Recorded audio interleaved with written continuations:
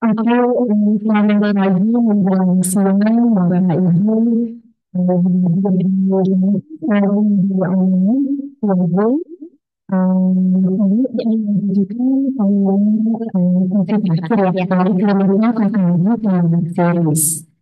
jadi,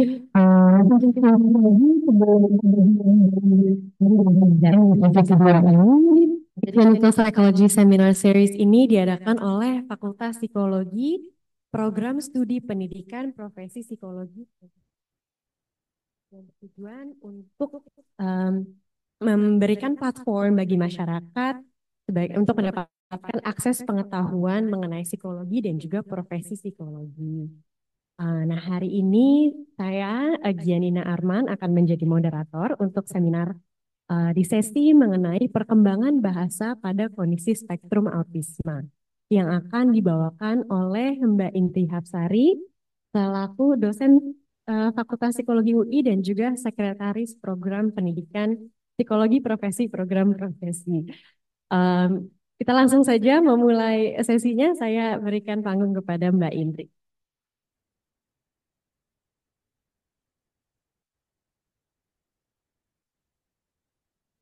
Saya mau nanya sama selamat pagi semuanya. Saya mau nanya sama tim panitia, enaknya di sini atau saya duduk ya? Lebih enak seperti apa? Tapi kameranya di situ ya. Oh, kamera ada dua. Jadi gimana enaknya? Bebas. Mungkin saya berdiri aja ya kali, biar lebih bisa dekat dengan audiens. Oke. Oke. Hari ini saya akan membahas mengenai perkembangan bahasa pada kondisi spektrum autisme. Tapi sebelumnya saya juga mengucapkan selamat pagi menjelang siang untuk para peserta yang sudah hadir secara Zoom. Dan feel free untuk melontarkan pertanyaan lewat kolom chat. Nanti tim panitia akan bisa membantu menyampaikan ke saya dan ke moderator ya.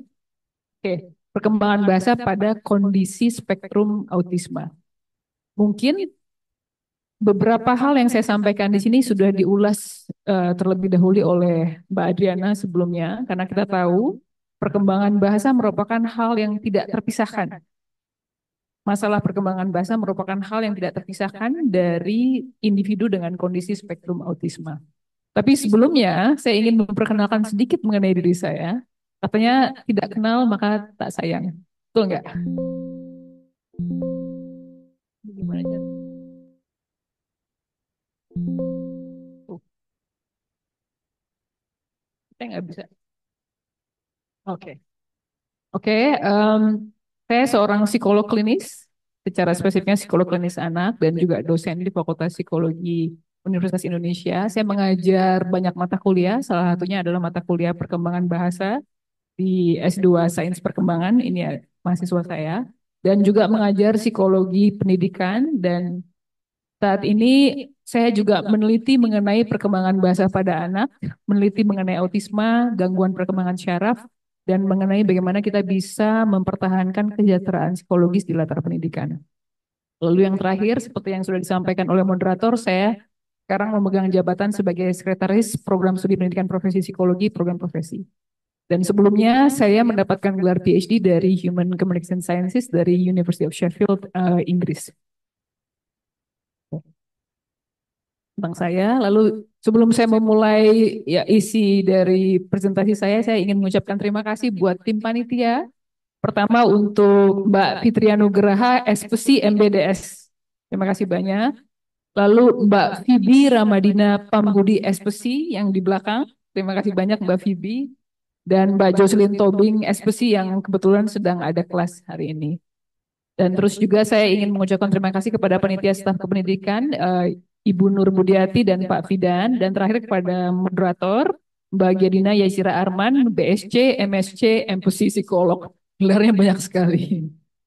Mbak Gia ini kebetulan adalah mahasiswa kami KLA Angkatan 2021, one of our brightest stars. Dan kami selalu ingin membangun hubungan baik dengan alumni. Jadi kami selalu mengundang kembali alumni untuk menjadi bagian dari semua program kami. Oke, begitu. Sudah memperkenalkan diri, sudah mengucapkan terima kasih. Sekarang mari kita mulai dengan materinya. Oke, apa itu kondisi spektrum autisme?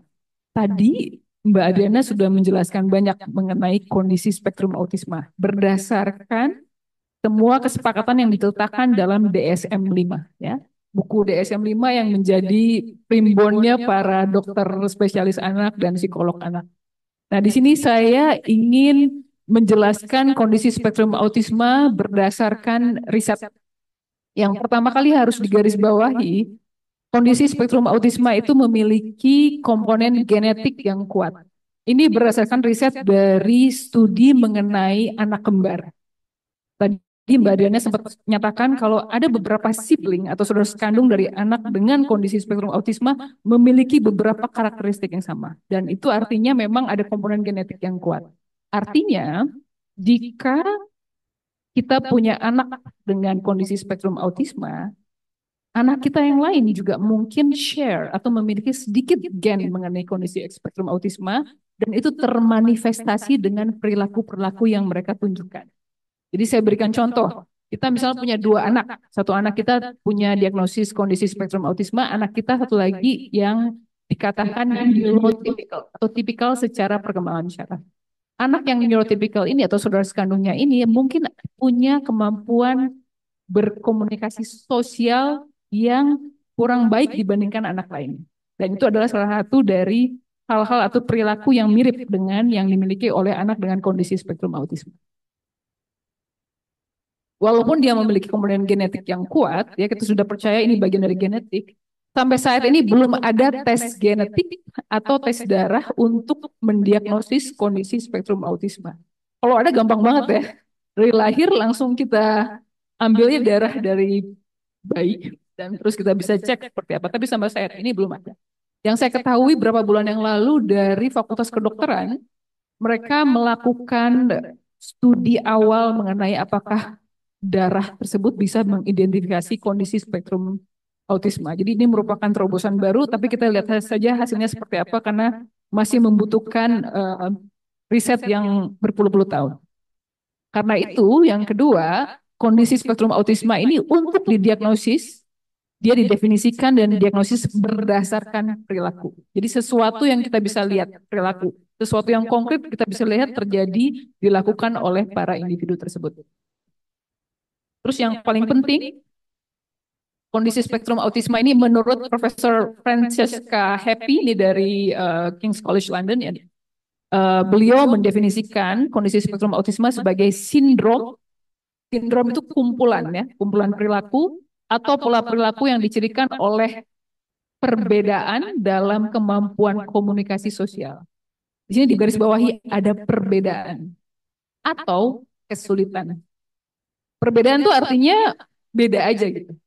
Tapi tidak berarti itu menjadi sebuah gangguan, tidak berarti itu jadi sebuah hambatan. Dia ada perbedaan atau kesulitan. Kalau kesulitan berarti dia tidak sama dengan yang lain dalam artian dia harus butuh bantuan support untuk bisa sama dengan yang lain. Ya, pada komunikasi sosial dan adanya perilaku yang restricted, terbatas dan repetitif berulang, ya perilaku-perilaku dan minat. Serta sekarang kita sudah setuju hampir semua anak dengan atau individu dengan kondisi spektrum autisme juga memiliki sensitivitas sensoris. Yang tadi sudah dijelaskan oleh Mbak Adriana ya, ada sensation seeking yang ada hypo dan ada yang hyper. Terus ya, oleh ini seorang periset namanya Fogin Draukas dan koleganya tahun 2022, kondisi spektrum autisme juga dicirikan dengan kesulitan-kesulitan pada komunikasi dan interaksi sosial pada konteks yang berbeda-beda. Artinya, kita baru menegakkan diagnosis ini kalau kesulitan komunikasi sosial dan interaksi sosial itu hadir di semua konteks. Tidak hanya di rumah saja, tapi juga di tempat lain. Misalnya dia pergi ke bank, dia ke ATM nunggu ibunya, ke mall, ke arisan, ke Playtopia, kalau dia main ke Playtopia, ke sekolah, itu semua terjadi ada hambatan.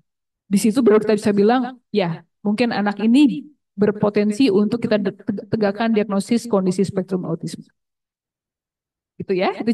Di sini saya sangat menggarisbawahi bahwa yang menjadi fitur utama adalah kemampuan bahasa. Oke. Sekarang tadi ada tulisannya kondisi spektrum autisma. Selama ini yang kita ketahui dari buku DSM-5 adalah gangguan spektrum autisma ya, gangguan. Sekarang autisma itu lebih luas. Lebih luas kita definisikan.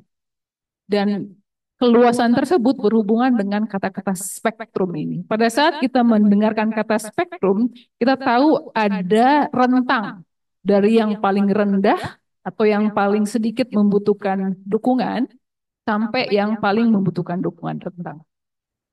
Pada saat kita mengatakan kondisi spektrum autisma, autisma ini gejalanya itu punya rentang dari yang rendah sampai yang paling parah, ya. Jadi mengacu pada rentang simptom, gejala, keterampilan dan tingkat kesulitan yang dialami oleh individu dengan autisme. Istilah spektrum. Kita juga perlu memikirkan mengenai berapa banyak di dunia ini individu yang memiliki kondisi spektrum autisme. Mengapa? Agar kita bisa membantu mereka lebih baik. Misalnya kita membayangkan di Indonesia ini jumlah populasinya ada berapa? 280 juta kalau nggak salah ya. Bener nggak sih? Ada yang bisa Google nggak? 280 juta ya. Dan 280 juta itu 10%-nya adalah anak balita bawah usia 5 tahun. Ya. Bayangkan 28 juta anak balita. Menurut prevalensi global autisme akan ada individu yang memiliki kondisi spektrum autisme itu sebesar 1-2%. Kita balik lagi ke populasi tadi. Ini yang jago matematika nih, saya mau nanya mungkin ke Mbak Dia lah. 280 juta, 10%-nya berarti 280 juta, 10%-nya berarti 28 juta. 28 juta, 1%-nya berarti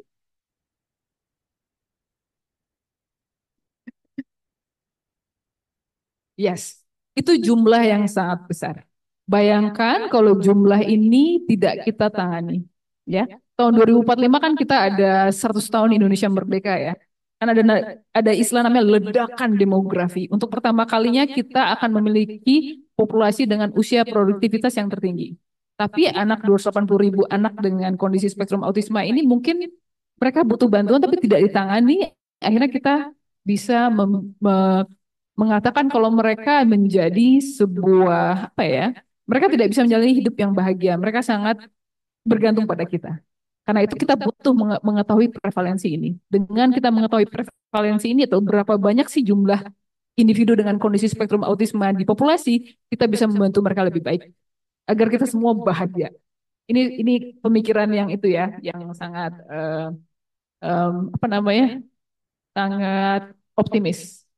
Oke? 1-2% dari populasi total ini menurut penelitian dari Profesor Catherine Lord ya et al dan koleganya tahun 2020 dan penelitian di Italia Salari tahun 2022. Di Indonesia sendiri Dr. Clarissa Aditya dari RSCM UI melakukan penelitian terhadap 900 kurang lebih 900 bayi dan didapatkan dari 900 bayi tersebut 3,52%-nya beresiko menunjukkan gejala kondisi spektrum autisme. Itu jumlah yang sangat besar. Lebih tinggi dibanding prevalensi global. Ada apa ini? Tapi saya juga berpikir, saya melihat tahunnya 2021, itu mungkin tahun COVID, ya, tahun COVID di mana anak-anak kita tidak banyak berinteraksi sosial. Jadi itu merupakan hal yang perlu dipertimbangkan dari hasil studi ini ya. Tapi yang pasti prevalensi di autisme secara global adalah 1-2%. Bagaimana dengan rasio jenis kelamin? Mungkin kita selalu dengar ya, yang memiliki kesulitan ADHD, keterlambatan bicara dan bahasa, biasanya anak laki-laki ya. Biasanya anak laki-laki. Nah, memang betul saat ini studi menunjukkan lebih banyak didiagnosis pada laki-laki dibandingkan perempuan. Dan rasio kondisi spektrum autisme antara laki-laki dan perempuan itu sampai saat ini 3:1 sampai 4:2. Itu jumlah yang semakin mengecil. Zaman dulu itu 10:1. Nah, kita berpikir kenapa berubah? Selama ini manifestasi kondisi dari kondisi spektrum autisme itu berbeda-beda. Misalnya begini, pada saat kita melihat anak laki-laki mengurutkan, menjajarkan mainan, misalnya mobil-mobilan, Kita bisa lihat anak laki-laki ini menunjukkan salah satu gejala dari kondisi spektrum autisme, repetitive behavior misalnya. Tapi pada saat kita lihat anak perempuan, dia menjajarkan boneka-boneka dia. Misalnya dia punya Barbie banyak misalnya. Dia jajarkan boneka-boneka. Barbie-nya berbeda-beda kan, bukan Barbie yang sama maksudnya. Kita akan lihat, oh so cute. Ini dia membentuk keluarga. Tapi sebenarnya perilakunya mirip. Sehingga akhirnya anak perempuan banyak misdiagnosisnya. Karena itu rasio jenis kelamin mengenai kondisi spektrum autisme masih jauh. Tapi ini perlu ada studi lebih lanjut. Kita bisa melihat. Jadi secara dari studi masih sangat mempertanyakan mengapa rasio ini juga sangat berbeda ya antara laki-laki dan perempuan. Itu berhubungan dengan manifestasi dari kondisi ini. Oke, tadi saya sudah membicarakan mengenai definisinya, membicarakan mengenai apa arti kata spektrum, prevalensi, lalu mengenai rasio jenis kelamin. Sekarang mengenai fitur utama dari kondisi spektrum autisme. Kalau kita mendengar kata fitur utama berarti itu kekhasan ya, keunikan dari kondisi spektrum autisme. Yang pertama adalah, ini menurut Vogendraukas dan koleganya tahun 2022, perbedaan atau hambatan dalam komunikasi sosial yang termanifestasikan atau yang ditunjukkan dalam kesulitan mereka dalam mengintegrasikan komunikasi verbal dan nonverbal. Tadi Mbak Adena sempat singgung sedikit ya soal komunikasi verbal dan nonverbal. Salah satunya adalah mengenai kontak mata, ekspresi wajah, penggunaan gestur, penggunaan nada suara yang akurat. Kalau kita sering lihat anak ASD itu atau anak dengan ASC itu mereka punya nada yang cukup monoton. Ya, monoton atau robotik. Kita kan kalau bicara ada prosodinya seperti bernyanyi ya kalau bicara ya, ada naik turunnya. Nah, beberapa anak ASD tidak menunjukkan hal tersebut. Misalnya kita mengatakan I love you. I love you kalau dikatakan dengan nada yang berbeda artinya berbeda ya. Nah, itu juga hal yang mungkin anak dengan kondisi spektrum autisme mengalami kesulitan. Hal inilah akhirnya yang menyebabkan para individu atau anak-anak tersebut dirujuk untuk diperiksakan lebih lanjut oleh ahli ya. Dan terus yang terakhir ini yang paling penting, kesulitan dalam berkomunikasi sosial dan berbahasa itulah yang menjadi faktor penegakan diagnosis kondisi spektrum autisme. Oke. Seperti apa pola perilaku dan penggunaan bahasa pada kondisi spektrum autisme? Di sini saya bilang pola perilaku bahasa dan pola penggunaan bahasa pada kondisi spektrum autisme. Ini dari NIDCD 2024. Yang pertama, mereka punya bahasa yang kaku. Terlihat dari tata bahasa mereka. Kalau mereka bisa bicara kalau mereka memiliki kemampuan verbal yang mumpuni, grammar mereka, tata bahasa mereka akan sangat kaku, sangat apa namanya EYD ya, ejaan yang disempurnakan ya, EYD ya, sangat rigid. Terus yang kedua ada beberapa yang repetitif berulang. Repetitif atau berulang ini berkaitan dengan istilah namanya echolalia. Ada dua echolalia. Echolalia itu artinya mereka mengulangi kata yang mereka dengar. Pada beberapa individu dianggap sebagai sebuah hambatan. Tapi untuk anak dengan kondisi spektrum autisme, echolalia sebenarnya memiliki fungsi.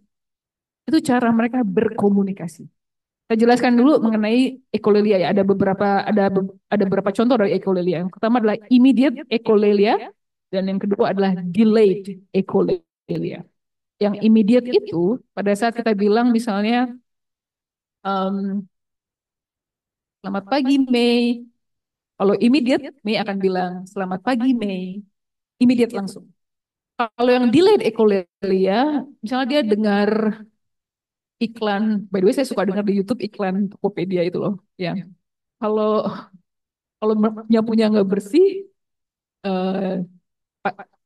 jodohnya berewokan. Nah itu pada saat anak dengan kondisi spektrum autisme itu mendengarkan hal tersebut, tapi dia tidak ucapkan saat itu juga, dia ucapkan di saat yang tidak tepat. Kalau nyapunya nggak bersih, nanti jodohnya berewokan terus menerus. Itu namanya delayed echolalia. Jadi ada beberapa fungsi dari echolalia tersebut. Pertama, dia ingin bisa berkomunikasi. Dia ingin mengatakan sesuatu pada kita, tapi dia tidak bisa mengatakan hal tersebut. Jadi akhirnya dia hanya bisa mengucapkan kembali atau mengulangi kembali apa yang sudah dia dengar sebelumnya. Itu echolalia ya. Karena sudah banyak studi yang menunjukkan ada fungsi baik dari echolalia. Echolalia juga ditunjukkan oleh individu atau anak yang punya kemampuan tipikal. Itu bagian dari perkembangan bahasa mereka. Walaupun akhirnya anak dengan kemampuan bahasa tipikal, tidak lagi menunjukkan echolalia pada saat mereka sudah berhasil mencapai usia 4 tahun, di mana kemampuan bahasa tersebut sudah menyerupai seperti orang dewasa, tapi dalam tingkat yang lebih sederhana. Terus yang kedua, mereka punya minat yang itu-itu saja, restricted. Saya punya contoh salah satu klien saya sempat ada sangat terobsesi dengan photocard. Pernah dengar nggak foto? Kartu yang isinya adalah anime atau apa gitu. Dan anak ini usianya 12 tahun, dia hanya membicarakan itu aja. Anaknya sangat pintar secara akademik, tapi yang dia bicarakan hanya itu. Sehingga dia tidak punya teman. Teman dia adalah Mbak Indri. Dia datang ke ruang konseling untuk ngobrol dengan menceritakan. Kebetulan saya tertarik juga dengan foto, jadi cocok kita dengan foto. Tapi dengan minat yang itu saja itu tidak membantu mereka untuk bersosialisasi, ya. Dan terus ada yang punya kemampuan yang luar biasa. Jadi misalnya pada saat dia sangat menyelami mengenai serangga, mengenai semut, dia akan tahu mengenai semua hal mengenai semut. Jadi kita undang aja dia ke psikologi, mungkin dia membicarakan soal semut. Jadi ada beberapa anak dengan kondisi spektrum autisma, dia akan menunjukkan pola perilaku bahasa dan penggunaan bahasa yang menunjukkan kemampuan yang luar biasa. Gitu ya. Oke. Terus yang ketiga, ini yang mungkin sedikit concerning atau membuat kita jadi sedih ya, mereka punya perkembangan bahasa yang tidak merata. Uneven language development. Dalam artian, mungkin mereka sangat bisa membaca, misalnya memahami bahasa Inggris. Tapi pada saat kita minta untuk mengerjakan 3 perintah sederhana, misalnya tidak bisa mereka lakukan. Nah, inilah spektrum itu di sini yang dinamakan oleh spektrum. Kemampuannya itu sangat punya rentang yang besar, ya. Terus terakhir mereka punya keterampilan percakapan nonverbal yang buruk. Itu artinya pada saat kita bicara kita ada kontak mata ya.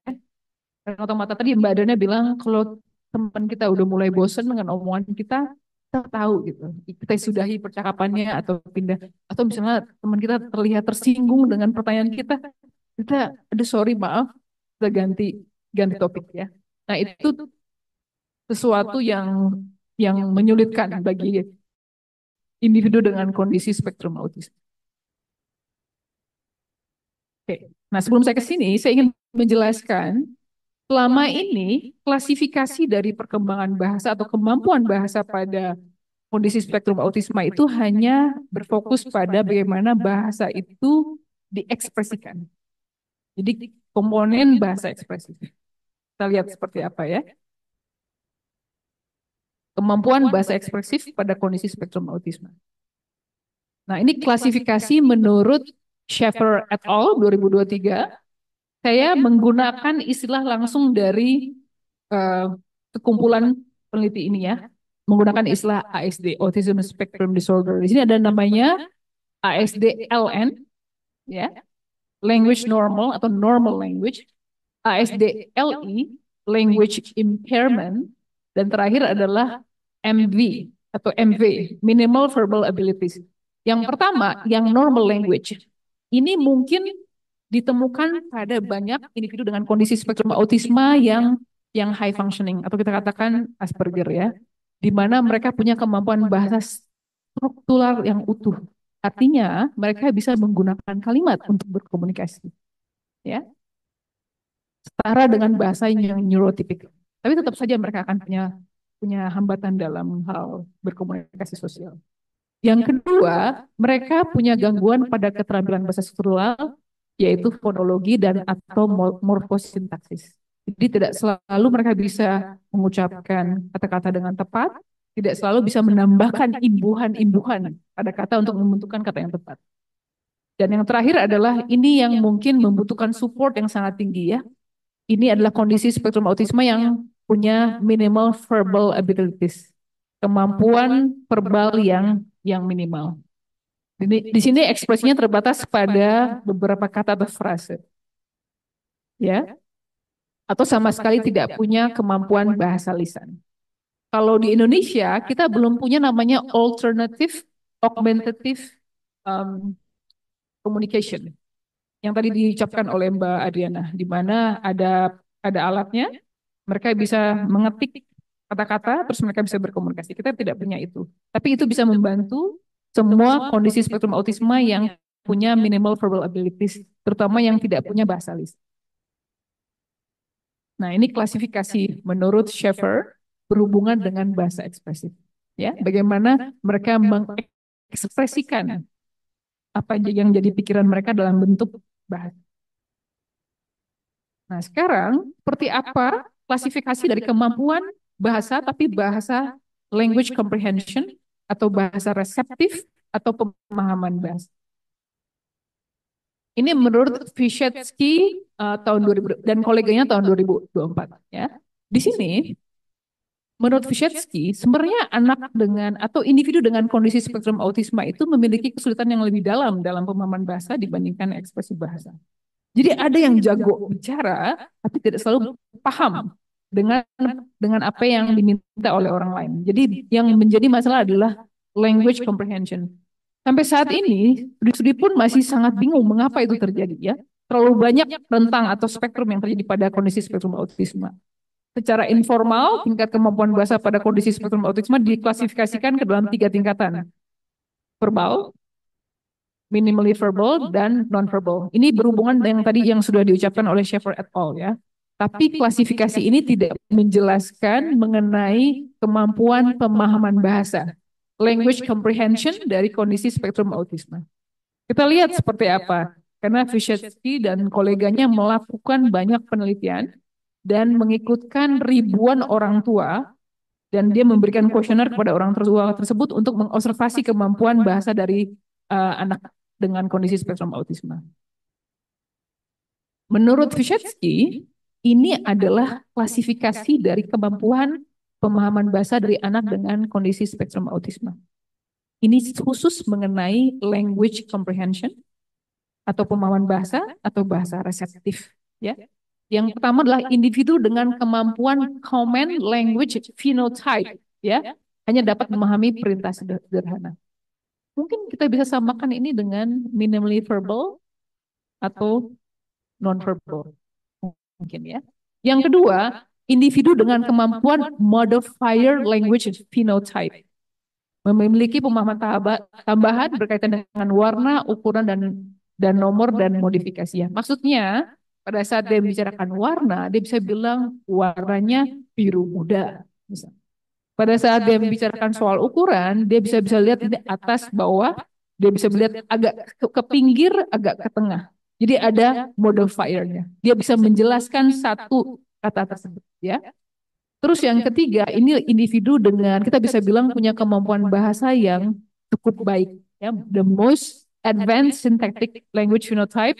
Dia mampu memahami preposisi tempat, atas bawah, tense kata kerja. Di Indonesia kita nggak punya ya, bahasa Indonesia tidak ada tense kata kerja. Apa yang kita lakukan di Indonesia untuk mengindikasikan lampau atau masa depan? Kata keterangan. Kita menambahkan adverb. Ya. Nah, untuk anak dengan kondisi spektrum autisme, mereka tidak mampu menambahkan adverb tersebut. Lalu ada perubahan sintaksis kalimat, misal kalimat aktif menjadi pasif itu sudah dilakukan, kata ganti, ya, dan naratif yang kompleks. Artinya anak dengan kondisi spektrum autisme tapi dengan kemampuan most advanced synthetic language phenotype, mereka mampu menceritakan apa yang terjadi di weekend kemarin, di akhir pekan kemarin. Saya pergi ke museum, ada apa di sini? Apa? Museum Gajah, Museum Bahari. Apa yang saya lakukan di museum tersebut, dia bisa menceritakan sesuatu yang kompleks, apa yang terjadi di sana. Kebun binatang, ke taman safari, saya menemukan ada gorila yang berantem misalnya, terus menceritakan dan lain-lain. Itu bisa dilakukan. Ini menurut klasifikasi menurut Vyshetsky et al. Ya. Kalau kita bandingkan dengan sebelumnya,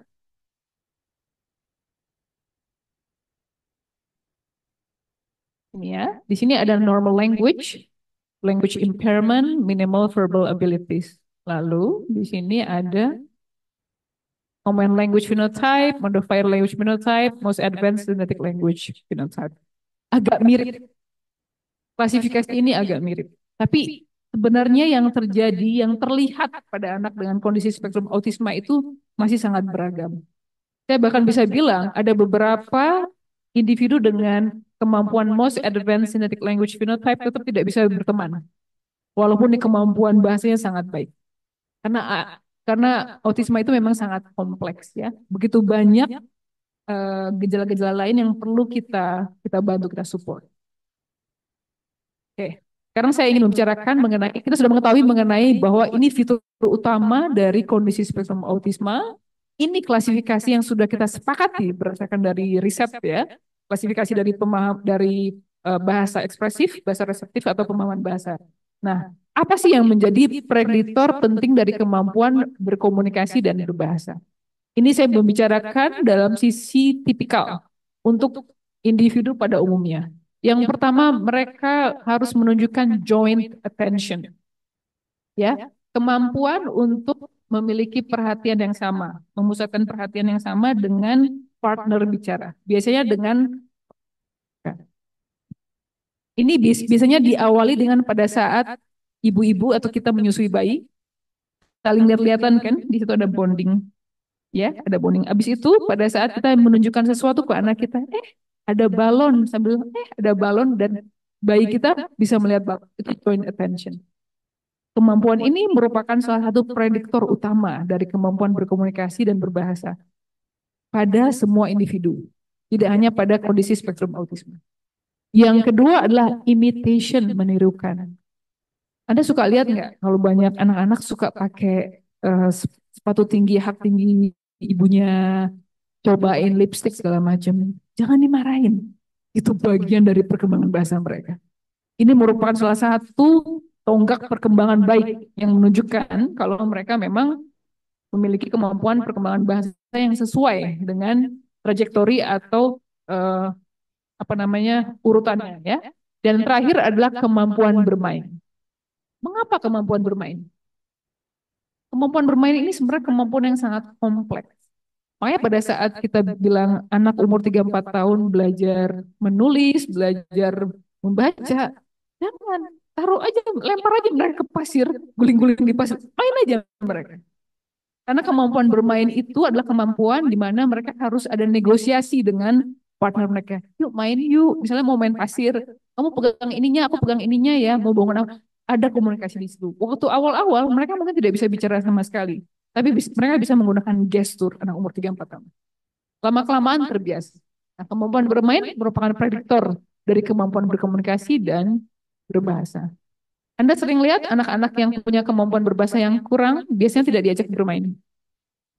Karena nggak ngerti aturan. Kasihan ya. Jadi ini memang salah satu dari prediktor yang sangat penting. Karena itu sangat-sangat kita sarankan di prasekolah bermain itu nomor 1. Berinteraksi dengan teman-teman sebayanya. Oke, itu menurut Fogin-Dorcas et al. 2022. Lalu saya juga ingin menyampaikan ini ada 3 studi sangat penting yang sudah puluhan tahun yang lalu, tapi masih sangat signifikan sampai sekarang kita bisa bilang seminal studies ya. Kemampuan dan perkembangan bahasa awal itu artinya pada saat anak usia early childhood, di usia dini, dapat memprediksi fungsi sosial atau keterampilan sosial, pencapaian akademik, dan status kesehatan mental. Artinya, status kesehatan mental seperti anxiety, depression, ya, kecemasan, depresi, pada saat anak memasuki usia SD akhir, kelas 5, kelas 6 SD, menjelang mereka masuk remaja, sampai mereka dewasa. Sangat luar biasa ya. Di penelitian di Inggris menemukan orang-orang yang masuk penjara yang berkonflik dengan hukum, ternyata mereka punya keterampilan berkomunikasi dan berbahasa yang low, yang sangat rendah. Jadi kita bisa lihat itu memang trajektorinya memang panjang. Jadi ngomong itu, berbicara, ngobrol sangat penting. Bayangkan kalau anak tidak mampu mengekspresikan apa yang dia rasakan, dia sedih, dia khawatir, dia takut. Dia simpan semuanya di sini ya. Itu bisa berubah menjadi sebuah masalah kesehatan mental di kemudian hari. Ya. Jadi ini adalah prediktor penting dari kemampuan berkomunikasi dan bahasa pada anak titik. Bagaimana dengan anak dengan kondisi spektrum autisme? Kita lihat. Oke. Sama juga. Jadi ada penelitian yang menunjukkan mereka melakukan sebuah studi observasi komparasi ya antara anak tipikal dengan anak dengan kondisi spektrum autisme. Anak yang memiliki kemampuan atau keterampilan bahasa yang mumpuni pada masa kanak-kanak, ya mereka akan mampu untuk mencapai semua tujuan akademik di masa yang akan datang. Jadi ada asosiasinya antara kemampuan dan keterampilan bahasa pada masa kanak-kanak dengan keberhasilan dalam bidang akademik dan kemandirian pada saat mereka dewasa. Kondisi spektrum autisme kan selalu membicarakan soal bagaimana mereka bisa mandiri ya. Makanya sekolah yang Mbak Adriana namanya sekolah mandiri dan bahagia ya dengan kemandirian. Terus yang kedua, ini semua hal yang perlu kita ketahui. Tingkat inteligensi sangat memiliki pengaruh yang kuat terhadap perkembangan bahasa pada individu dengan autisme. Jadi individu yang kita bisa bilang yang verbalnya mungkin kurang baik, rendah, itu dalam studi menunjukkan mereka juga punya IQ non-verbal yang di bawah 70. 70 itu artinya mereka rendah ya, bukan rata-rata. Rata biasanya 90 sampai sampai 100.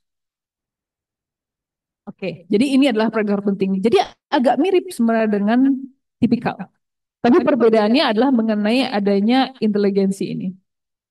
Ya, karena kebanyakan dari anak dengan kondisi atau individu dengan kondisi spektrum autisme mereka juga disertai dengan gangguan lainnya yaitu gangguan intelek. Oke, kita sudah membicarakan mengenai klasifikasi lalu prediktor penting. Nah, sekarang bagaimana kita bisa membantu meningkatkan kemampuan berkomunikasi dan bahasa pada kondisi spektrum autisme? Mungkin yang pertama kali harus kita ketahui adalah seperti apa sih tingkatan atau klasifikasi dari kemampuan berkomunikasi dan berbahasa pada anak dengan kondisi spektrum autisme ini ya. Jadi kita harus menyesuaikan diri dengan hal tersebut. Terus yang kedua, kita juga harus menyesuaikan diri dengan minat anak. Kalau anak suka film Cars, tahu film Cars nggak? Tahu film Cars? Yang kartun itu, kita berusaha untuk membuat program intervensi juga berhubungan dengan Cars. Ya, sesuatu yang menjadi minat mereka. Itu hal yang sangat sangat natural. Kita pasti akan suka membicarakan hal yang menjadi minat.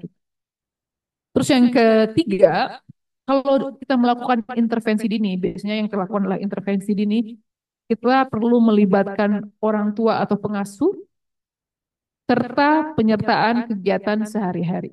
Di sini namanya adalah NDBI, Naturalistic Developmental Behavioral Observation. Misalnya, kita ingin membantu individu atau anak dengan kondisi spektrum autisme mengenai bagaimana dia bisa berkomunikasi pada saat mengajak temannya bermain atau meminta tolong ambilkan sesuatu. Kita harus lakukan itu sesuai dengan kegiatan yang ada di rumah. Di rumah, misalnya dia punya sepupu, punya adik atau kakak, di mana dia bermain dengan adik dan kakak. Lakukan saja sesuai dengan kegiatan sehari-hari yang ada di rumah. Jadi kalau bisa, makanya namanya naturalistic, tidak ada sebuah setting khusus, tapi settingnya sesuatu setting yang natural. Dia harus berbarengan dengan apa yang terjadi dalam lingkungan dia. Dengan seperti itu, cara dia melakukan aplikasi apa yang sudah dia pelajari akan lebih gampang. Karena yang dia lakukan langsung terapan ke tarian. Terus yang terakhir, nah ini yang sangat penting. Kita membicarakan soal perkembangan bahasa ya. Asesmennya juga harus oleh speech language pathologist atau speech language therapist. Ini sebuah keistimewaan di Jakarta, di Indonesia kayaknya jarang. Yang ada terapis wicara. Tapi kalau bisa oleh speech language pathologist. Karena kemampuan mereka untuk bisa membuat program yang sangat spesifik itu sudah tidak dilakukan lagi. Terus yang kedua adalah psikolog klinis anak. Mengapa? Karena psikolog klinis anak tahu mengenai perkembangan anak dan tahu mengenai perkembangan bahasa. Selama ini banyak sekali diagnosis mengenai kondisi spektrum autisme itu dilakukan oleh dokter spesialis anak. Bagus, bagus sekali. Orang Indonesia sangat percaya sama dokter. ya. Tapi kita tahu kalau kondisi spektrum autisme berhubungan dengan perilaku. Karena itu, mari kita panggil psikolog-psikolog ini untuk membantu kita. Ya. Selain itu kita juga banyak dapat bantuan dari guru berkebutuhan khusus ya, special education teachers, terapis wicara. Itu yang juga menjadi salah satu orang-orang yang kita butuhkan untuk membantu kita membuat program intervensi bagi eh, anak dengan kondisi spektrum autisme. Oke, ini intervensi yang dilakukan berdasarkan ini ya, berdasarkan kemampuan bahasa. Yang pertama, untuk mereka yang telah memiliki kemampuan bahasa sebelum usia 5 tahun. Mengapa sebelum usia 5 tahun? Karena seperti yang studi yang dilakukan sebelumnya, kemampuan bahasa yang ada pada saat di usia kanak-kanak itu terasosiasi atau dapat memprediksi kemampuan akademik di masa yang akan datang. Karena itu kita spesifik bilang seperti ini, kemampuan bahasa sebelum usia 5 tahun. Program intervensinya berfokus pada pemahaman situasi sosial. Tadi badannya bicara soal social stories, ya, pemahaman situasi sosial. Dan penerapannya di kehidupan sehari-hari setelah bagaimana mengerti bahasa kiasan atau bahasa sosial. Yang soal darah biru tadi ya, kerjaan saya sangat gampang nih, saya sudah diceritakan oleh Mbak Adriana sebelumnya. Ya, bahasa bahasa sosial. Terus yang kedua, untuk yang belum memperoleh kemampuan bahasa sebelum usia 5 tahun, program intervensi yang tentu saja program intervensi ini yang melibatkan orang tua dan kegiatan bersama anak di berbagai konteks. Ini yang saya bilang tadi ya, naturalistic developmental behavioral intervention. Oke, itu intervensi yang dilakukan. Kita kembali lagi ya. Mari kita ulas. Jadi kita punya klasifikasi mengenai bahasa ekspresif. Kita ada klasifikasi mengenai pemahaman bahasa. Lalu kita sudah memahami mengenai prediktor penting dari kemampuan berkomunikasi dan berbahasa. Dan terakhir, cara meningkatkan kemampuan berkomunikasi dan bahasa pada kondisi spektrum autisme, serta intervensi yang dilakukan. Ini pada saat saya bilang intervensi yang dilakukan adalah intervensi yang berbasis evidence based. Ini yang terbukti berhasil untuk membantu anak-anak dengan kondisi spektrum autisme meningkatkan kemampuan berkomunikasi dan berbahasa mereka. Tapi tentu saja kita punya banyak sekali intervensi lain ya. Misalnya Mbak Diela intervensinya musik ya. Jadi intervensi musik untuk meningkatkan kemampuan joint attention. Itu dari awal sekali. Ada beberapa yang menggunakan AAC tadi yang Augmentative Alternative Communication Device. Ada yang menggunakan PECS, PECS ya, dan lain-lain. ABA tadi Mbak Adriana bilang untuk mempersiapkan mereka untuk bisa dapat bukan mematuhi ya, tapi mengikuti kegiatan program intervensi. Thank you. Terima kasih. Sekian dari saya. Kalau ada pertanyaan, silakan. Kita duduk sana ya.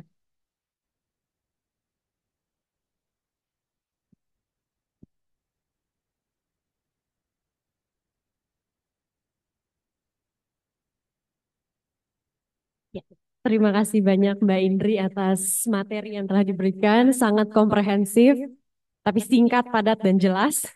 Dari autism itu seperti apa, fitur utamanya apa, kemampuan bahasanya pun juga um, ada yang bahasa ekspresif dan juga pemahaman bahasa, lalu prediktor-prediktor penting terhadap kemampuan bahasa tersebut dan juga intervensi yang dapat dilakukan. Oke, mungkin kita akan langsung saja mulai the Q&A. Kita akan bagi, wah langsung banyak tantangan ya.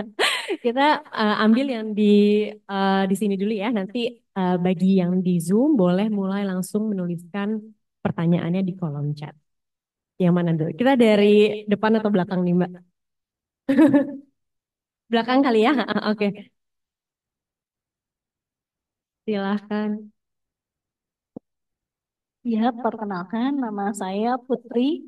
Saya fisioterapis. Kalau kondisi di klinik itu lebih banyak ketemu sama anak-anak yang mengalami gangguan perilaku. Contohnya kalau kasus untuk autisme ini. Nah, saya punya dua pertanyaan. Yang pertama, kalau untuk anak-anak yang sudah didiagnosa autis, tapi untuk usianya itu di bawah 5 tahun, itu kebanyakan kan nonverbal ya.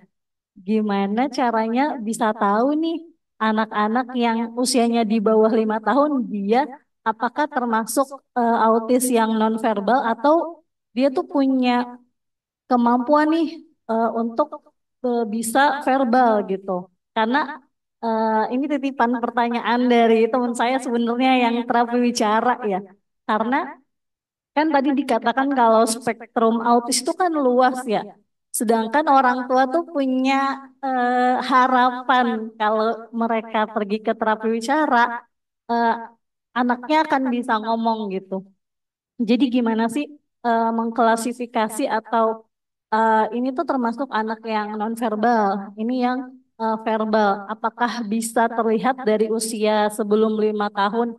Karena setahu saya kalau sudah di atas 5 tahun atau 7 tahun dan masih nonverbal itu sulit untuk verbal. Dan pertanyaan kedua terkait sama profesi saya sebagai fisioterapi ya.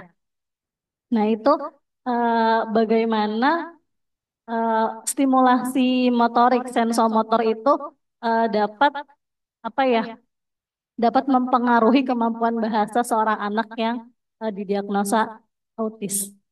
Aja. Terima kasih. Terima kasih pertanyaannya. Wah, ada dua ya, dua pertanyaan utama. Jadi yang pertama adalah bagaimana kita bisa tahu anak-anak yang anak-anak usia di bawah 5 tahun itu termasuk ASD nonverbal atau apakah ada potensi memiliki kemampuan verbal di kedepannya? Nah, Mbak Inti bisa dijawab? Oke, terima kasih pertanyaan Ibu Putri ya. Fisioterapis pediatri. Pediatri. Oke, terima kasih. Ibu Putri, ini klien ini apakah sudah melewati pemeriksaan oleh dokter spesialis anak? Ya sudah. Sudah ya? Jadi kalau ada satu anak tuh sudah ke 2 dokter anak dan satu psikolog anak. Oh, Tapi tapi apa ya, karena usianya masih 3 tahun dan untuk pemahaman sosialnya, pemahaman bahasanya itu masih eh, setelah imitasi itu ada identifikasi ya, kalau nggak salah. Nah, masih dalam tahapan identifikasi gitu dan masih kesulitan untuk memahami apa apa ini benda ini namanya apa disuruh apa tuh masih kesulitan gitu, masih benar-benar yang kalau dikatakan tadi tipenya tuh yang masih level 3 ya, yang low function itu. oke. Terima kasih Bu Putri. Jadi ada tambahan baru informasi ya. Usia 3 tahun dan belum bisa memahami mungkin perintah sederhana ya. Nah, kalau kita lihat dari gambaran klien ini menurut Ibu Putri, memang tampaknya umur 3 tahun adalah umur di mana anak itu masih berkembang kemampuannya. Kemampuan bahasa pada anak tipikal variasinya sangat tinggi juga. Kita bisa bilang di studi menunjukkan anak usia 10 sampai 12 bulan akan mengucapkan kata pertama. Kata pertama. Tapi ternyata kita bisa melihat ada rentang di mana kata pertama diucapkan di usia 17 bulan. Setelah itu mereka melewati semua trajektori atau tonggak perkembangan bahasa yang tipikal. Karena mereka masih usianya masih bawah. Nah, untuk anak dengan kondisi spektrum autisme, mereka punya tonggak perkembangan yang juga kita bisa katakan agak mirip dengan anak tipikal, tapi kita harus lihat seperti apa perkembangannya dari awal. Kalau misalnya mereka menunjukkan ada kemampuan joint attention, dan terus kita lihat mereka ada pergerakan atau incremental progression setelah diberikan terapi, kita tahu kalau itu akan ada perkembangan lebih lanjut. Umur 3 tahun masih terlalu dini untuk bisa bilang anak ini akan nonverbal selalu. Kita bahkan bisa bilang, tadi Mbak Adriana menyatakan dari DSM-5, kita punya 3 tingkatan dari um, diagnosis autism, ya, yang ada high support sampai low support. Studi menunjukkan semua tingkatan tersebut bisa dilewati oleh individu. Dalam artian, awal mungkin mereka low support, tapi lama-lama, awal mungkin mereka high support, setelah diberikan intervensi dan intervensinya tepat mengarah kepada yang mereka butuhkan, mereka akan jadi low support. Tapi itu tidak menjadi jaminan. Kita harus lihat progresi itu benar-benar sesuai dengan eh, keunikan dari Putri. Jadi misalnya dia umur 3 tahun, kita lihat dia pertama kali mendapatkan intervensi di usia 2 tahun, ya 2 tahun, biasanya 2 tahun. Terus pada saat dia usia 3 tahun, dari semua goal atau tujuan intervensi tersebut, 80%-nya tercapai. Kita bisa bilang mungkin dia akan mengalami perkembangan yang lebih lebih tinggi lagi di masa yang akan datang. Tapi satu hal yang harus sangat kita ingat, seperti apa kemampuan intelektual anak ini? Apakah sudah ada yang Kebetulan sudah pernah tes IQ ya. yes? Itu hasilnya 92. Jadi rata-rata ya, maksudnya hasilnya dia sama, dia setara dengan hampir semua individu di dunia ini ya. Nah, kita bisa bilang berarti kalau begitu ya kemampuan intelektual dengan baik seperti ini, mungkin di masa yang akan datang, progres dia atau perkembangan dia akan bisa lebih baik.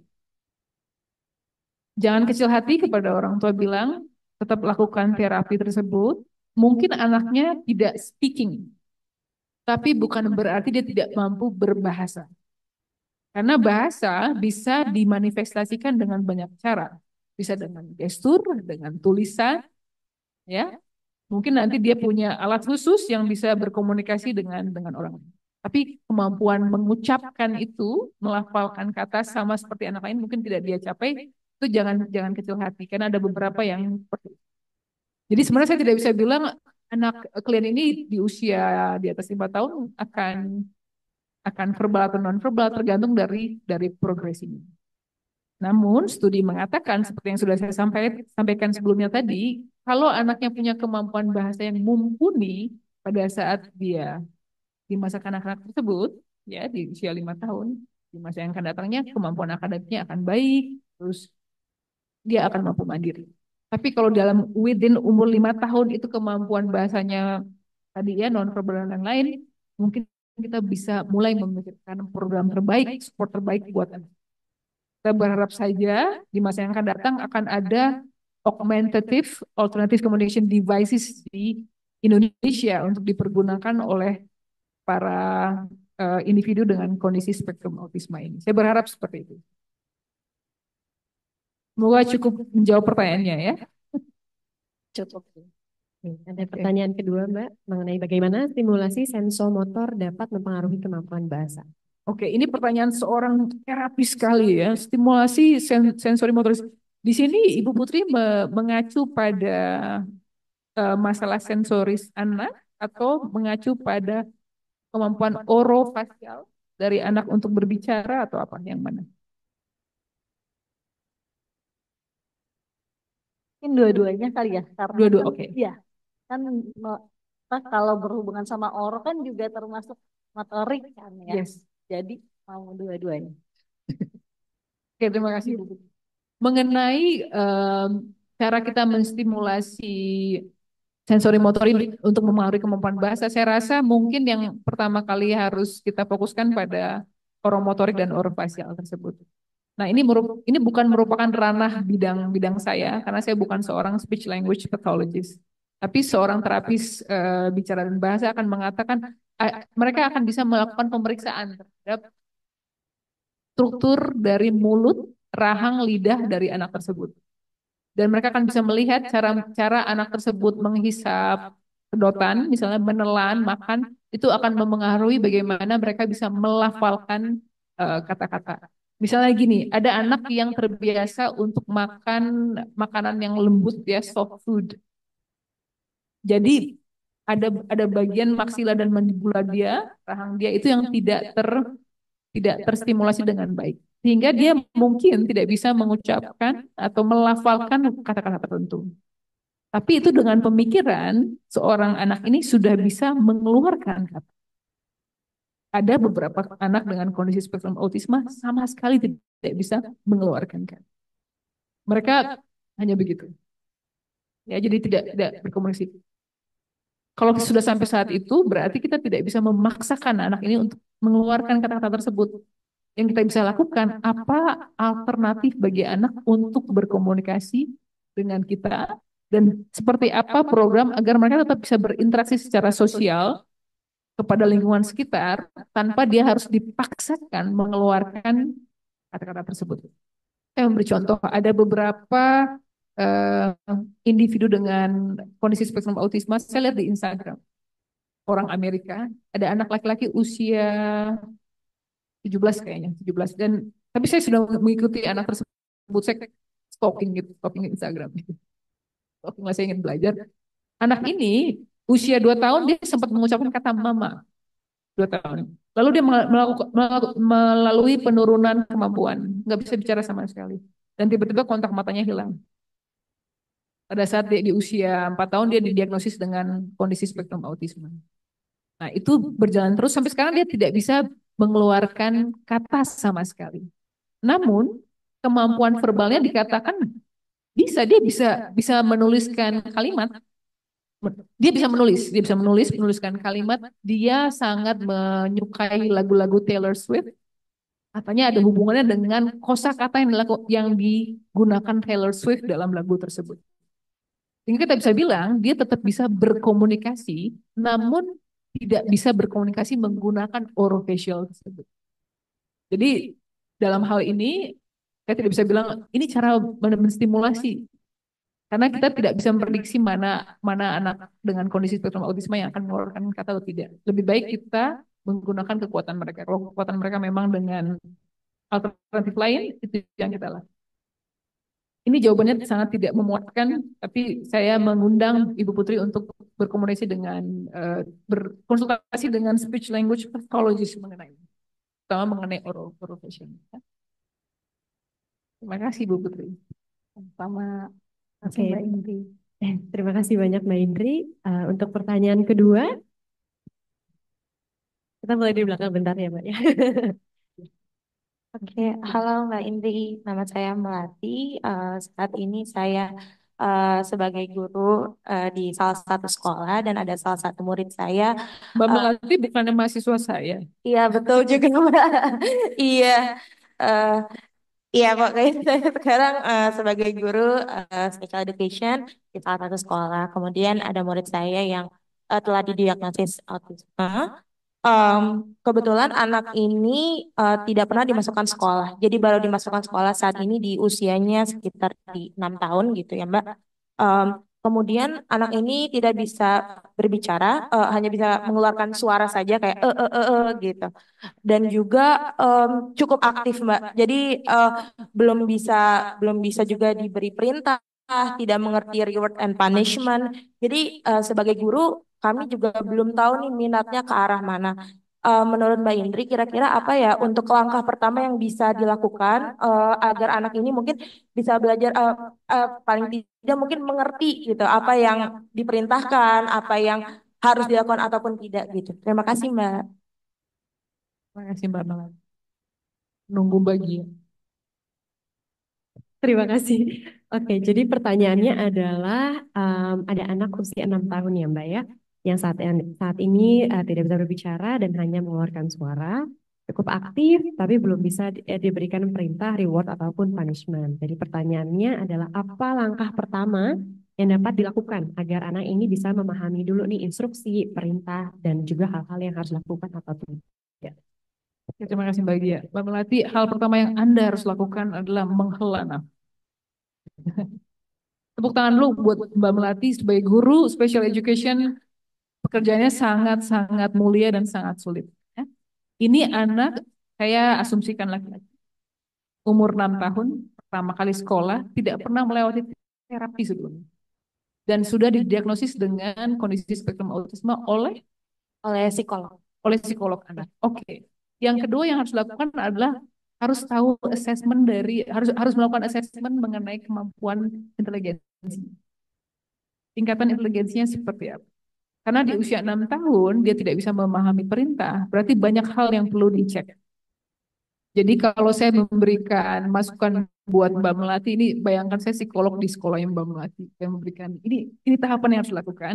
Yang pertama adalah Mbak Melati lihat di DSM-5 semua gejala-gejala ya fitur-fitur dari DSM dari kondisi spektrum autisme itu anak ini berada pada tingkatan yang mana? Karena tampaknya dia high support needs ya. Apalagi dengan dia belum bisa saya asumsinya belum bisa diam, banyak hal yang dilakukan. Itu dulu yang diidentifikasikan. Itu yang pertama. Yang kedua, Mbak melatih diskusi dengan orang tuanya. Apakah orang tuanya punya kemampuan sosial ekonomi, status sosial ekonomi yang mumpuni? Enggak sih Mbak. Kebetulan jadi anak ini ditolak oleh keluarganya, jadi memang diasuhnya oleh kakek dan nenek gitu. Oke. Nah, itu juga salah satu yang menjadi apa namanya pertimbangan kita ya. Pertimbangan. Apa berarti kita harus kerja sendiri? Tapi kita undang kakek neneknya. Kira-kira apa yang dilakukan di rumah? Yang berhubungan dengan bagaimana anak ini dari bangun tidur, rutinitas sehari-hari. Dari dia bangun tidur, terus apa yang pertama kali dilakukan? Hal-hal tersebut. Dan apa yang membuat anak ini bisa cukup patuh untuk mendengarkan instruksi dari si kakek dan nenek. Saya pastikan adalah dia memahami instruksi dari kakek neneknya. Misalnya disuruh mandi, ya kan? Atau disuruh kalau dia muslim disuruh wudhu, disuruh sholat. Nah, itu yang nanti kita aplikasikan ke dalam program. Tapi sebagai anak usia 6 tahun di SD kelas 1 pasti sudah ada ya semua tujuan-tujuan akademik. Itu dibuang dulu. Yang pertama kali dilihat adalah seperti apa tingkatan kemampuan dan kebutuhan dari anak. Kalau misalnya Mbak Melati merasa melihat anak ini butuh tahu kalau jam segini dia harus ngapain misalnya. Harus masuk kelas, ada circle time, duduk. Dia harus tahu duduk di mana, terus dia harus tahu menaruh bekal makanannya di mana. Hal-hal tersebut dulu yang harus kita ketahui. Sejauh mana kemampuan dia. Setelah itu buat program seperti itu, kecil saja, incremental. Oke? Nah, itu yang harus dilakukan. Terus, Mbak Melati kan punya teman-teman nih, alumni dan kolega. Minta mereka ajarkan Mbak Melati ABA agar bisa membantu anak ini. Karena saya membayangkan anak ini mungkin tidak dapat terapi karena memang adanya tidak ketiadaan dukungan finansial untuk melakukan itu. Jadi yang akan melakukan terapi mau nggak mau namanya bukan terapi tapi jadinya intervensi adalah kita sebagai ibu. Terima kasih Mbak. Sama- Sama-sama Mbak Melati, good luck. Talk to me ya kalau misalnya butuh bantu. Terima kasih Mbak. Sama-sama. Terima kasih Mbak Melati. Pertanyaan lagi? Mungkin yang di depan Mbak, yang abu-abu, jilbab abu-abu ya. Yang di Zoom ada Ada, mungkin boleh digabung juga kali ya pertanyaan dengan yang di Baik, selamat siang, salam kenal Mbak Indri. Nama saya Dila, saya psikolog Mbak, tapi psikolog klinis dewasa. Dan seorang ibu dengan anak ASD usia 4 tahun, 4 tahun 2 bulan. Saya mungkin boleh kasih background sedikit, karena walaupun psikolog kan, tapi pengetahuan saya tentang perkembangan anak tentu enggak seperti teman-teman kolega yang di klinis anak.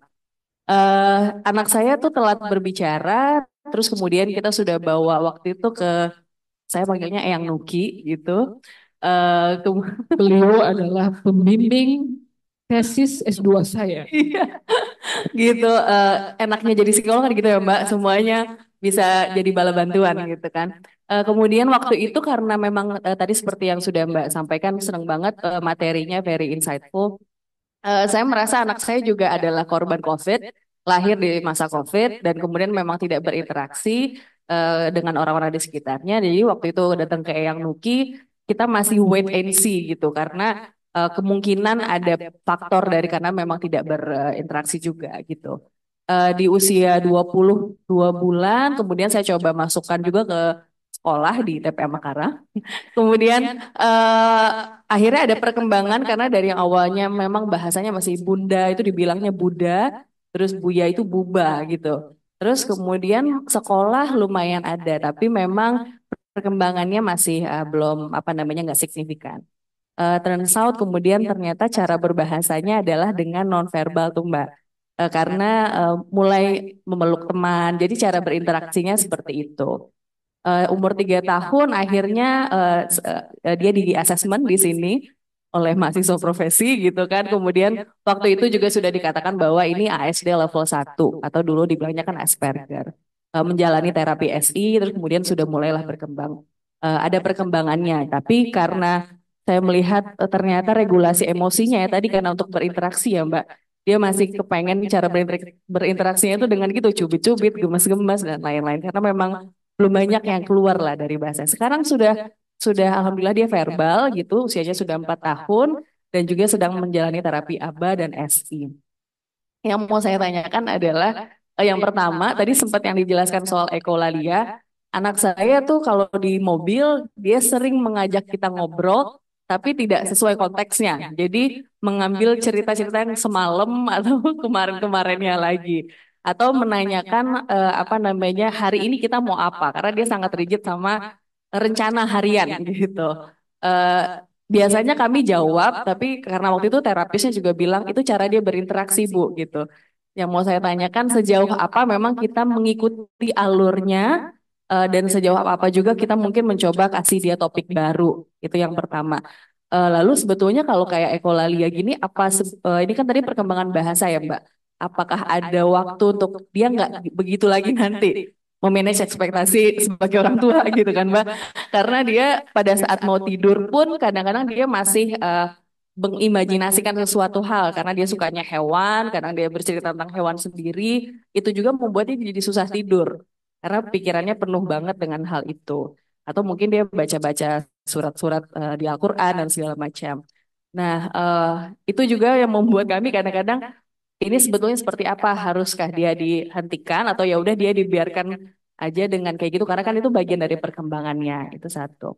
Lalu yang kedua, karena sekarang masih sulit berinteraksi, dia senang mengajak temannya datang ke rumah, tapi kemudian temannya dikasih mainan, dia diem aja gitu. Nah itu sebetulnya seperti apa? Karena kan memang karena dia di usia 5 tahun sudah ada perkembangan bahasa, tadi kan kayaknya social story ya Mbak yang bisa dicoba lakukan. Nah itu gimana untuk mendorongnya juga? Mungkin sekarang sih udah bisa, ayo kamu ke sini gitu. Kalau dulu cuma ayo, ayo cuma begitu aja gitu. Thank you Mbak Indri. Nunggu dia. Terima kasih Bu untuk sharingnya juga dan pertanyaannya. Jadi kalau saya catat ada 3 pertanyaan ya. Yang pertama adalah anak ini kan sudah verbal tapi jadi sering mengajak ngobrol mengenai hal-hal yang kadang tidak sesuai konteks. Nah, sejauh apakah kita bisa mengikuti alur anaknya ini? Terima kasih Mbak Dia. Dengan Mbak Dila tadi ya. Terima kasih banyak sudah datang. Sebagai alumni ya, kami selalu senang kalau ada alumni psikolog klinis dewasa, psikolog pendidikan, PIO, everybody's welcome here. Ini yang saya tangkap langsung anak Mbak Dila ini, lagi perempuan, laki-laki. Kayaknya dia agak savant. Dia punya kemampuan yang lumayan tinggi. Ya, sepertinya ya. Oke, yang saya lihat, ini saya bicara sebagai seorang psikolog di sini. Sepertinya dia butuh penyaluran dari semua kemampuan dia. Kognitifnya sudah sempat dicek. Waktu itu memang pernah dilihat sama yang Nuki, tapi belum dites secara keseluruhan, jadi baru hanya diobservasi aja. Memang menduganya yang Nuki ini kayaknya dia yang tipikal high-nya gitu, high function-nya, alhamdulillah. Jadi kayaknya kitanya yang mesti pintar-pintar juga menanggapi anak ini, karena juga manipulasinya banyak sekali Mbak, gitu. Karena sama terapisnya pun kadang dikadalin juga terapisnya gitu, maksudnya suka dibecandain atau misalnya ya tadi cari cara escape dan lain-lain untuk tidak mengerjakan tugas gitu. Padahal sebetulnya dia mampu mengerjakannya gitu. I like him already. Mbak Dila ini ada Mbak Diela, siapa lagi di sini psikolog klinis anak. Boleh minta di tes inteligensi. Okay. Silakan tes inteligensi. Oke, kalau saya lihat anak Mbak Dila ini kayaknya dia membutuhkan ini ya penyaluran dari kemampuan. Saya membayangkannya kemampuan bahasanya sangat baik. Tapi kemampuan bahasa yang baik dalam konteks kondisi spektrum autisme di mana dia tidak bisa melihat situasi. Makanya dia membicarakan mengenai kejadian yang terjadi di malam sebelumnya di mobil ya pada saat itu mobilnya pada saat ke ke TPA Makara atau Judulnya ke sekolah, kadang ke terapi gitu. oke. Berarti dia butuh untuk selalu berkomunikasi karena Benar. otaknya banyak, isinya tuh banyak sekali di Benar. situ. Nah, karena itu hal tersebut kita kalau bisa jangan kita hentikan, jangan kita apa namanya, jangan kita I forgot the word. Jangan kita stop, jangan kita bendung. Nah, itu. Jangan kita bendung karena kalau dibendung dia akan overwhelm dengan semua keinginan dia untuk mengekspresikan pikiran dia. Namun itu akan jadi masalah pada saat dia sudah masuk ke SD ya. Sekarang dia kan masih TK ya. TK mungkin guru prasekolahnya masih bisa memberikan toleransi. Pada saat dia masuk ke SD, dia harus mengikuti semua sesi. Di mana pada saat mengikuti sesi, dia harus ikuti aturan. Nah, karena itu dia membutuhkan program khusus untuk membantu dia kapan dia bisa mengatakan A, B, C. Dalam artian kapan dia bisa membicarakan sesuatu sampai pada tahap dia harus pindah topik. Di mobil sangat mudah karena ayah ibunya akan mengakomodir dia. Nggak apa-apa, itu adalah safe space buat anak. Nah, disinilah kita mengajarkan dia soal konteks. Jadi rumah, mobil merupakan safe space bagi anak ini, dia bisa bercerita apapun. Tapi jelaskan pada saat dia di tempat lain, misalnya dia ketemu sama temannya, atau dia di sekolah, atau misalnya dia bahkan di tempat terapi, ada aturan yang harus dia ikuti dalam hal percakapan. Nanti kakak bicaranya soal ini ya, biar orang ini senang atau gimana. Ini tuh harus ada program khususnya dan itu harus dibicarakan dengan ada terapis bicara. Tadi ada ABA ya. ABA dengan ESI boleh dibicarakan oleh mereka mungkin terapis ABA-nya. Program khusus apa? Tapi programnya Mbak Dila yang lakukan. Jadi dilatih di rumah dalam artian di rumah dia bisa bebas tapi nanti kita bawa ke Playtopia atau ke tempat lain dan terus atau dia ada anak-anak kan suka ini ya ulang tahun bareng gitu ada acara di mana terus mungkin anak lain zaman sekarang umur-umur 4 tahun sedang membicarakan apa yang lagi in sekarang I don't know apa Bluey kartun Bluey mereka membicarakan hal-hal yang biasanya dibicarakan oleh anak-anak mainan dan segala macam dia jangan terus-menerus bicarakan soal topik yang dia obsesikan di rumah jadi Kakak ingat kita bicara apa sekarang? Oh iya bicara ini. Karena dia pintar, saya rasa dia akan bisa menanggapi hal tersebut, tapi dia harus diberikan kayak kode agar dia bisa switch. Tapi ingat, ini membutuhkan sebuah latihan. Ada sesi khusus di sini, program prevensinya. Nah, disinilah kita melihat tadi Mbak Dana cerita soal self-stimulatory behavior ya, soal stimming di mana mereka bisa flapping dan segala macam. Itu adalah cara mereka untuk mencapai keadaan equilibrium. Aduh, apa sih equilibrium itu? Keadaan stabil, ya keadaan stabil di mana dunia itu terlalu mengerikan, terlalu chaotic bagi mereka, terlalu sangat tidak beraturan. Mereka membutuhkan sesuatu yang sangat bisa diprediksi. Mereka tahu pada saat mereka bercerita kepada ayah ibu mereka dapat diprediksi akan menanggapi mereka. Tapi kita juga ajarkan kalau di luar tidak selalu seperti itu dan dia harus bisa belajar untuk beradaptasi dengan konteks-konteks yang berbeda. Jadi kalau saya jawab anak sering mengajak ngobrol tapi tidak sesuai konteks, mungkin untuk di rumah kita biarkan saja karena itu cara dia untuk menyalurkan semua unek-uneknya. Tapi kita juga harus ajarkan dia harus bisa beradaptasi di konteks-konteks.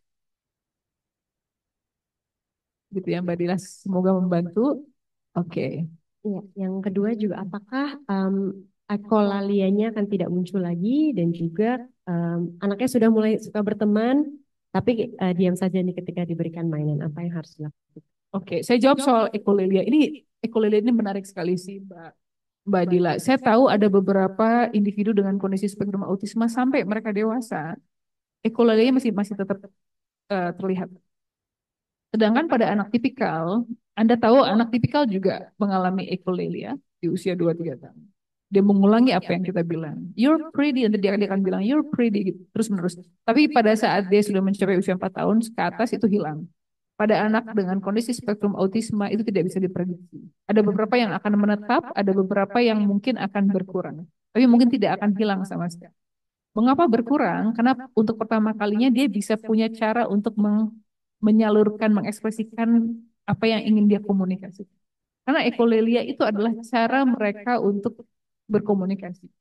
Mereka ingin mengatakan sesuatu, misalnya aku sayang sama ibu misalnya, tapi tidak mampu. Jadi yang dia bisa katakan adalah yang dia dengar dari iklan Tokopedia itu, yang tidak nyambung sama. Jadi tidak ada prediksi mengenai itu. Tapi nanti saya akan cek di studi terbaru apakah ada perubahan. Tapi saat ini untuk anak dengan kondisi spektrum autisma yang kita ketahui belum belum bisa diprediksi ya. Jadi saya juga tidak ingin memberikan harapan, secerca harapan pada Mbak Dila kalau tidak ada evidence base mengenai perubahan ini. Tapi seperti yang saya sampaikan sebelumnya, anak dengan kondisi spektrum autisma ini dengan level yang berbeda-beda, level itu bisa berubah dari high support ke low support dengan terapi yang memang targetnya tepat sesuai dengan kebutuhan anak, dan kebetulan anaknya juga memang punya kemampuan untuk bisa belajar beradaptasi dengan lebih baik. Tapi ingat, kondisi spektrum autisme tetap suatu kondisi yang lifelong ya, panjang hayat dari sebuah. Semoga ini membantu yang kedua, yang ketiga ya. Jadi anak Anda mengajak temannya dikasih mainan, terus dia diam saja. Apakah dia observasi temannya bermain? Lihatnya, jadi kan kalau di rumah dia kan saya sediain kayak pickler dan segala macam. Tadi sih pas dibilang apa natural condition tuh, saya jadi kayak mikir lagi itu bener gak ya? Saya juga seperti punya ruangan yang seperti ada di tempat terapinya. Jadi kalau misalnya di rumah itu dia juga saya sediain mainan seperti itu dan ada apa namanya ya, kursi kecil gitu untuk saya sama suami saya juga duduk di situ main flashcard dan lain-lain. Tapi nggak tahu tuh bener apa enggak. Nah, kadang ajak temennya, terus temennya hanya dilihat aja, terus kemudian nanti dia pergi, cuman kadang dia ikut di belakang tanpa bicara atau ngajak temennya untuk berinteraksi. Thank you, Mbak Dila. Menarik sekali. Mbak Dila pernah berpikir nggak kalau dia itu mengimitasi terapisnya? Oh, kayak enggak sih. Mungkin bisa ditanyakan, anak Anda bisa Anda ajak bicara? Iya, iya, Bisa ya? Two-way communication bisa ya? Bisa, Anda bisa. tanya, dia jawab. Bisa. Saya rasa perlu ditanya. Oh, Kenapa nggak diajak main? Karena siapa tahu dia emulate apa yang terjadi di ruang terapi. Kenapa? Karena ruangannya mirip dengan ruangan terapi. Lihat anak Anda pada saat Anda mengundang teman-temannya di tempat lain misalnya. Mungkin di rumah ada playground atau ada halaman. Kalau nggak cukup untuk bermain. Tapi kalau misalnya dibawa ke playground, dia cukup bisa sih. Ayo kamu ke sini juga gitu. Mungkin anak ini jadi justru sangat memahami konteks. Karena dia lihat bentuknya kayak bentuk ruang terapi, jadi dia berperilaku kayak oh gitu terapis gitu. Tapi memang dia sangat bisa banget mengimitasi siapapun. Maksudnya misalnya yang terjadi di daycare hari itu, dia akan mengulangi lagi. Tadi aku didudukin di sini karena aku habis cubit, jadi duduk di kursi tinggi gitu. Ya, ya. Terus dia bilang juga, terus ibu guru bilang, besok tidak boleh begitu lagi ya, karena kalau begitu kamu akan duduk di kursi tinggi gitu. Dia mengulangi persis sama. Yes, saya bisa bayangkan. Saya rasa dia mungkin juga melakukan imitasi tadi itu. Dan imitasi adalah bagian dari perkembangan bahasa. Anak Anda usianya sekarang 4 tahun kan. Jadi sebenarnya Anda bisa lega. Anak Anda melakukan banyak sekali imitasi. Tapi untuk ini berarti harus ditanyakan apa yang dia lakukan. Apakah dia meniru terapisnya? Kalau tidak, tanya sama dia. Kalau bermain itu apa yang dilakukan dia? Kita kalau main ngapain sih? Mbak Dila, Anda punya buku-buku anak-anak mengenai bermain. Itu bisa dibacakan ke Ananda, lalu diskusikan kalau bermain seperti apa. Terus nanti bicarakan kalau kita ajak si Aryo ke rumah kita ajak dia bermain, kita ngapain ya? Diskusikan di situ. Oke, nanti kamu lakukan itu ya kalau kita undang. Dicoba dulu aja, tapi saya rasa dia sedang mengimitasi perilaku terapisnya. Saya bisa bilang anak Anda kayaknya memang kemampuannya lumayan ini ya, lumayan berbeda. Jadi saya harap, ini kan masih umur 4 tahun, saya harap nanti di usia 5 tahun sudah diperiksakan ulang mengenai tes inteligensinya dan semua gejala kondisi spektrum autisme yang lain, sehingga kita ikut bisa siap untuk masuk kelas 1 SD. Karena ada beberapa anak dengan kondisi spektrum autisme yang punya kemampuan atau talenta yang sangat tinggi, tapi tidak bisa ditangani atau ditanggapi dengan baik oleh sekolah. Kenapa? Karena sekolah fokus pada diagnosisnya. Dan akhirnya itu berdampak secara kesejahteraan atau kesehatan mental dari anak tersebut. Bukan nakut-nakutin, hanya memberikan pandangan. Semoga membantu ya Mbak Dila. Thank you, Mbak. Sama-sama. Oke, terima kasih banyak Mbak Dila dan juga Mbak Indri. Mungkin sekarang kita akan masuk ke pertanyaan dari Zoom meeting kita ya, dari yang online. Ada yang bertanya, Ibu Gracia, anak saya usia 4 tahun didiagnosis ASD ringan dan masih belum lancar berkomunikasi verbal dua arah.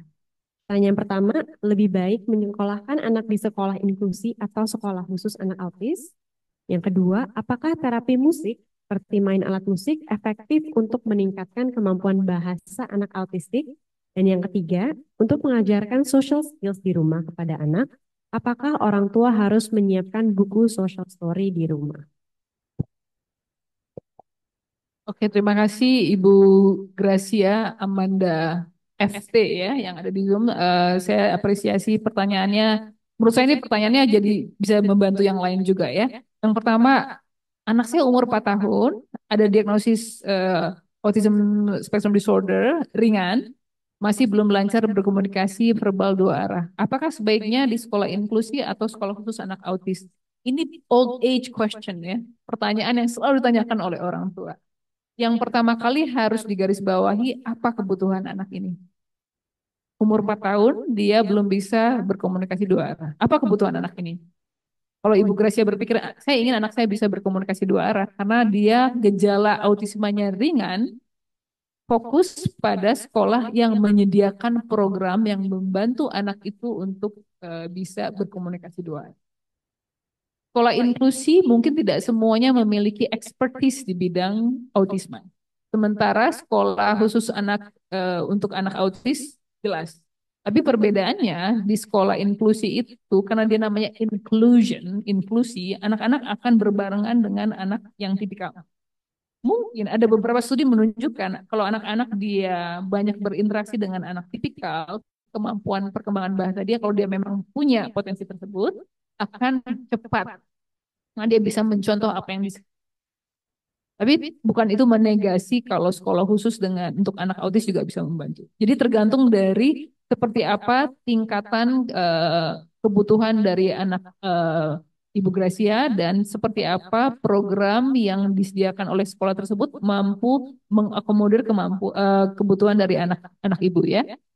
Oke, itu yang pertama. Saya harap membantu Ibu Gracia. Yang kedua, apakah terapi musik, main alat musik ya, efektif untuk meningkatkan kemampuan bahasa anak autis? Oke.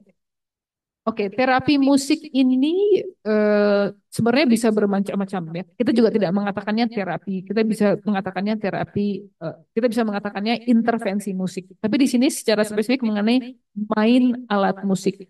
Banyak studi menunjukkan ada asosiasi antara kemampuan bermusik, apakah itu bermain musik, mendengarkan musik, tapi biasanya bermain musik, jadi musik yang aktif dengan kemampuan berbahasa dari anak-anak tipikal maupun anak dengan kondisi spektrum autisme. Dari studi tersebut menunjukkan harus memang ada program khusus, program intervensi khusus untuk bisa mengetahui apakah ini efektif atau tidak.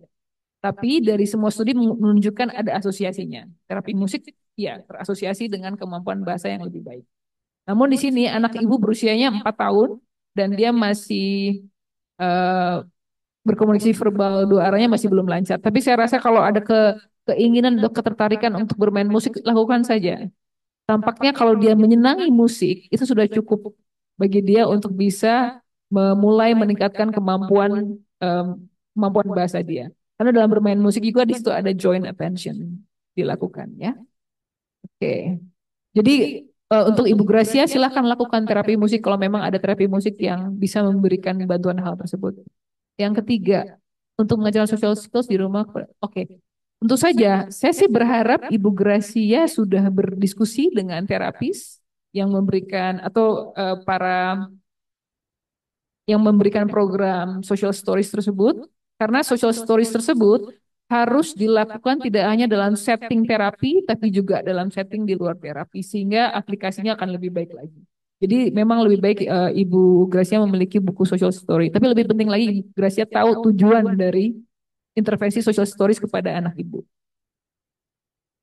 Oke ya, saya harap itu membantu. Semoga menjawab pertanyaan dari Ibu Gracia ya.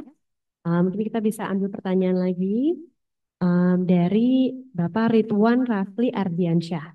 Izin bertanya, bagaimana cara mengenali tahap perkembangan bicara anak autis agar intervensi sesuai dengan kebutuhannya? Dan apakah ada sumber informasi atau komunitas gratis yang bisa diakses untuk mempelajari teknik terapi bicara? Oke, terima kasih. Ini Ridwan. Pak Ridwan Rafli Ardian. Pak Ridwan kayaknya dia terapis, jangan-jangan. Nah, pertanyaan. Oke, kalau soal tahap perkembangan bicara, memang tahap perkembangan bicara itu kita selalu mengacu pada tahapan perkembangan bicara yang tipikal. Sehingga kita bisa bilang ini tidak tipikal.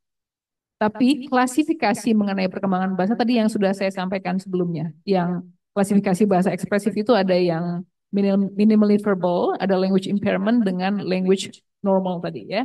Terus ada yang satu lagi yang soal ada yang bisa memahami perintah sederhana, ada yang bisa memahami pemahamannya lebih lanjut mengenai ada warna, ukuran dengan modifikasi dan terakhir pemahaman yang lebih kompleks lagi. Itu yang bisa kita katakan mengenai tahapan perkembangan bicara dari atau tahapan perkembangan bahasa dari anak-anak dengan kondisi spektrum autisme. Pak Ridwan, saya sarankan Pak Ridwan untuk kalau Anda bukan terapis ya, Anda untuk bisa berdiskusi dengan speech language pathologist agar bisa dicek seperti apa kemampuan tahapan perkembangan bahasa dari anak dengan kondisi spektrum autisme tersebut sehingga kita bisa mengetahui sejauh mana dia sudah mencapai semua tonggak perkembangan untuk perkembangan bahasa dia ya. Sumber informasi atau komunitas gratis yang bisa diakses untuk mempelajari teknik terapi wicara. Saya tidak punya informasi mengenai teknik terapi wicara, tapi saya tahu kita punya banyak informasi, bukan informasi yang lebih pada komunitas gratis yang berhubungan dengan Yayasan Autisme Indonesia ya. Yayasan Autisme Indonesia. Jadi kalau Pak Ridwan pergi ke Instagram Yayasan Autisme Indonesia, ada Instagramnya nggak Yayasan Autisme Indonesia? Do you know? Di situ ada kontaknya kalau nggak salah. Di situ ada banyak sekali sumber informasi, tapi tidak mengenai teknik terapi wicara. Mengapa? Karena teknik terapi wicara ini kita harus hati-hati dalam melakukannya. Kita perlu melewati pendidikan khusus sehingga kita pada saat mengaplikasikannya, kita mengaplikasikannya secara akurat. Tapi yang bisa kita lakukan adalah pada saat kita membantu meningkatkan kemampuan perkembangan bahasa dari anak dengan kondisi spektrum autisme ini, itu sesuai dengan tadi yang saya sudah sampaikan ya, untuk anak usia 5 tahun sampai yang belum punya kemampuan bahasa usia 5 tahun. Oke, semoga membantu Pak Ridwan. Semoga menjawab pertanyaannya. Ada Bu Mendi itu kolega saya. Iya. Oke, ada pertanyaan dari Ibu Mendi, yaitu anak saya ASD usia 7 tahun laki-laki. Yang pertama pertanyaannya adalah saat orang tua memberikan instruksi, bagaimana cara membedakan respon anak yang tidak paham instruksi dengan anak yang tidak mau melakukan instruksi? Oke, Ibu Mendi, selamat datang. Dulu kolega saya di Sekolah Cita Buana. Oke, ini anak ibu umur 7 tahun ya. Umur 7 tahun, oke. Tidak bisa, eh, tidak tahu cara bagaimana membedakan antara dia tidak paham instruksi dengan dia tidak mau melakukan instruksi. Hal tersebut bisa kita ketahui kalau kita sudah mengetahui tingkat inteligensi dari anak ibu. Karena tadi seperti yang sudah saya sampaikan, tingkat inteligensi itu berkaitan dengan perkembangan bahasa. Biasanya perkembangan bahasa itu embedded berhubungan dengan tingkat inteligensi. Jadi untuk anak-anak dengan perkembangan bahasa yang baik, biasanya tingkat inteligensinya juga cukup baik. Untuk anak-anak dengan perkembangan bahasa yang kurang baik, tingkat inteligensinya juga mungkin tidak sama ya, jadi di bawah dari rata-rata. Nah, setelah kita mengetahui itu, kita bisa bilang ini memang anak saya tidak paham instruksi karena ada hubungannya dengan tingkat inteligensinya. Atau anak saya kan tingkat inteligensinya cukup rata. Kenapa dia tidak mau melakukan ini? Mungkin dia simply tidak mau melakukan instruksi. Tapi pertanyaan selanjutnya adalah anak ibu apakah sudah bisa bicara atau tidak? Itu kayaknya informasi yang perlu saya ketahui. Semoga cukup menjawab ya Bu Mendi. Anda tahu Bu Mendi, Anda bisa WA saya kapan saja untuk pertanyaan lebih lanjut. Oke. Oke, tadi juga berkait dengan tingkat intelijensi ya. Ada juga Ibu Sonia mau bertanya, bagaimana caranya kita memberikan asesmen kecerdasan kepada anak ASD yang joint attention-nya masih belum terlatih? Memberikan asesmen kecerdasan kepada, saya berharap ini datang dari orang tua ya. Kalau orang tua yang nanya ini, Ibu Sonia, terima kasih pertanyaan. Kalau orang tua yang bertanya seperti ini, berarti saya sih berharap yang melakukan asesmen berarti harus dibawa ke psikolog klinis. Jangan kita lakukan sendiri, atau kalaupun terapis. Tapi kalau sebagai seorang psikolog klinis anak, memang tes inteligensi itu membutuhkan kemampuan verbal berkomunikasi, tapi ada juga yang non-verbal. Namun yang non-verbal pun tetap membutuhkan mereka pemahaman mengenai instruksi, sehingga mereka bisa mengisi semua tugas-tugasnya. Nah, kalau anak ini tadi usianya berapa? Oh, nggak ada usianya.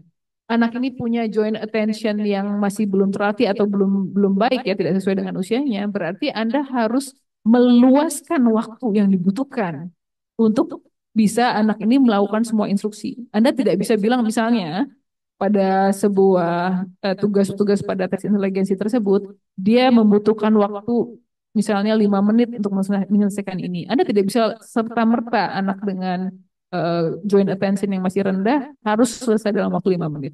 Harus diluaskan. Tapi dengan cara itu hasilnya interpretasinya akan ada note khusus dengan anak dengan kondisi spektrum autisma di mana joint attention-nya seperti ini. Itu ya, semoga cukup membantu. Oke, mungkin kita bisa ke pertanyaan terakhir ya, mengingat waktu. Mau kembali Anda di ruangan, boleh? Beli ruangan. Ada yang mau bertanya? Ya, silakan.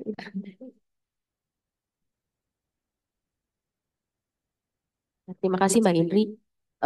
Menarik banget. Perkenalkan saya Rizka. Tadi sebenarnya udah nanya Mbak Ina juga, cuman karena saya dulu mahasiswa Mbak Ina magang dulu anak magang pertama di Mandiga sampai akhirnya saya punya anak spektrum, akhirnya saya bawa anak saya ke Mandiga juga. Gitu. Tahun berapa Mbak Rizka? Saya S1-nya 2006, magangnya 2008. Oh. S2-nya nggak di sini. Oh.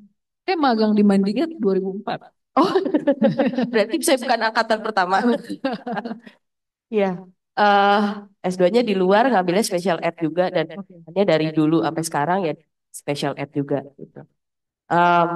Yang pertama saya karena tadi beberapa kali tersebutkan tes intelijensi ya, Mbak, karena saya anak saya 4 tahun sudah saya bawa assessment dari 1 tahun 2 bulan akhirnya. Dan dari situ sampai sekarang juga masih ada laporan-laporan. Sekarang udah sekolah TK inklusi plus masih ada terapi SI dan EBAPB juga. Nah, per 3 bulan kan saya selalu menerima laporan perkembangannya gitu dari beberapa dari berbagai macam aspek sosio-emosional dan sebagainya macam kayak gitu. Plus saya juga tahu informasi juga dan juga di beberapa kali saya bawa ke DSA, bawa dari kata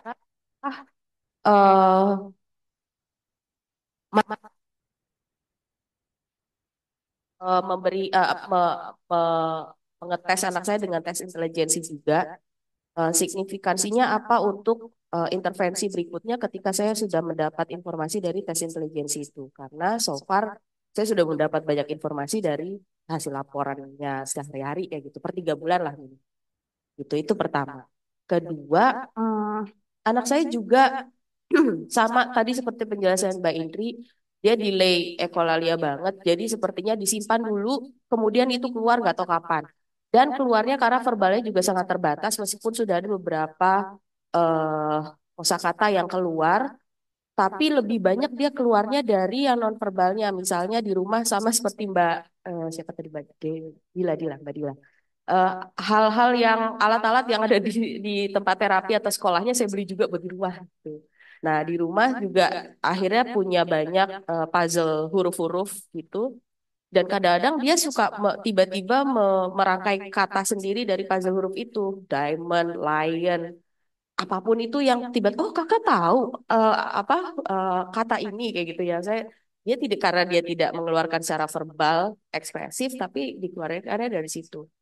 Nah, karena tadi juga sempat dibahas komunikasi verbal dan nonverbal, apakah sampai sebatas mana saya perlu melatihnya secara verbal, masih sekarang kan masih ABA-FIB, atau juga udah mulai dilatih juga secara nonverbalnya, misal pakai PECS kah, pakai augmentative, apa namanya tadi yang asistif itu alat-alat itu gitu, atau bisa secara berbarengan gitu. Itu juga dan itu juga pertanyaan apa namanya terkait pertanyaan titipan dari teman saya sesama special ed teacher di sekolah. Itu misalnya ada karena kebetulan saya megangnya anak-anak yang MSAS middle school high school em, dan masih ada yang verbalnya sangat terbatas sekali. Sedangkan di sekolah di kurikulumnya ada ketika dia sudah tidak bisa tentu saja nggak bisa mengikuti kurikulum akademik. Jadi akhirnya kita memiliki kurikulum yang fungsional tapi tetap ada yang language functionalnya. Tuh, ketika kita sudah tahu bahwa baik dari hasil assessment ataupun kita lihat sendiri, ini anak nggak bisa sudah verbal komunikasi verbalnya terbatas, ekspresifnya, tulisnya pun juga dia terbatas sekali. Jadi biasanya pekerjaannya worksheet sehari-harinya di tesnya atau di assessnya ya dari matching, dari apa menghubungkan dengan garis yang kayak gitu-gitu Mbak. Gitu. Nah, terus sampai sebatas mana apakah di usia yang sudah middle school, high school ini masih perlu dilatih juga untuk functional language functionalnya ini atau ya udah akhirnya akhirnya ya karena kita sekolah inklusi ataupun atau akhirnya ya udah yang vocationalnya aja akhirnya. Terus terakhir pertanyaan titipan juga rekomendasi bacaan untuk special ed teacher terkait perkembangan bahasa pada terutama yang udah remaja. Itu mungkin ada rekomendasi bacaan. Oke, terima kasih Ibu Rizka. Kita mulai dari pertanyaan pertama ya, terkait tes inteligensi. Jadi ketika sebenarnya sudah banyak nih informasi atau laporan yang didapatkan, apakah masih signifikan untuk memberikan tes inteligensi kepada anak? Dan signifikannya itu apa untuk terapi selanjutnya? Oke, terima kasih Mbak Gia. Terima kasih Mbak Rizka. Ini tampaknya Anda sudah melakukan banyak hal buat anak Anda ya. Anda sendiri butuh nggak tes inteligensi? Gitu.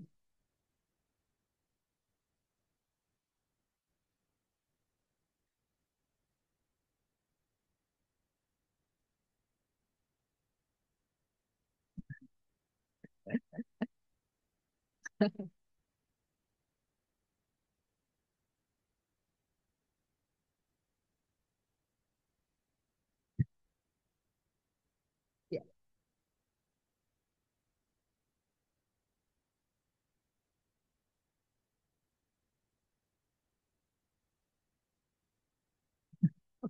Terima kasih Mbak Risa. Saya izin langsung memberikan ini ya apa bukan perintah ini namanya rekomendasi ya. Anak Anda perlu dites inteligensi. Kenapa? Karena dalam perkembangan bahasa itu selalu berhubungan dengan kemampuan inteligensi dari anak. Nah, dari hasil tes inteligensi itu kita bisa pinpoint apa yang dibutuhkan dari anak Anda. Kalau misalnya kita mengetahui anak Anda ternyata inteligensinya di bawah 70 tadi ya, atau mungkin di atas dan lain-lain, apa nanti implikasinya? Itu akan dijelaskan oleh psikolog.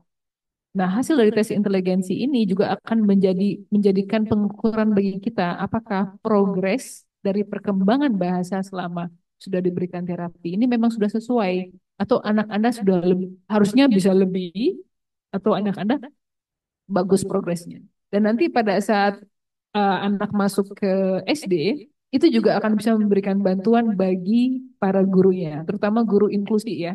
Dia bisa tahu seperti apa yang harus dipush lebih dalam lagi untuk anak Anda ini. Jadi kalau saya jawaban singkatnya silakan melakukan tes inteligensi. Itu akan lebih banyak manfaatnya untuk program intervensi yang akan dilakukan di kemudian. Gitu ya. Oke, yang Oke, kedua. untuk pertanyaan kedua mengenai delayed echolalia. Sampai sebatas mana saya perlu melatihnya secara verbal atau perlu mulai dilatih dengan intervensi non-verbal. Ini masih anak Anda ya, umur 4 tahun. Oh, oke.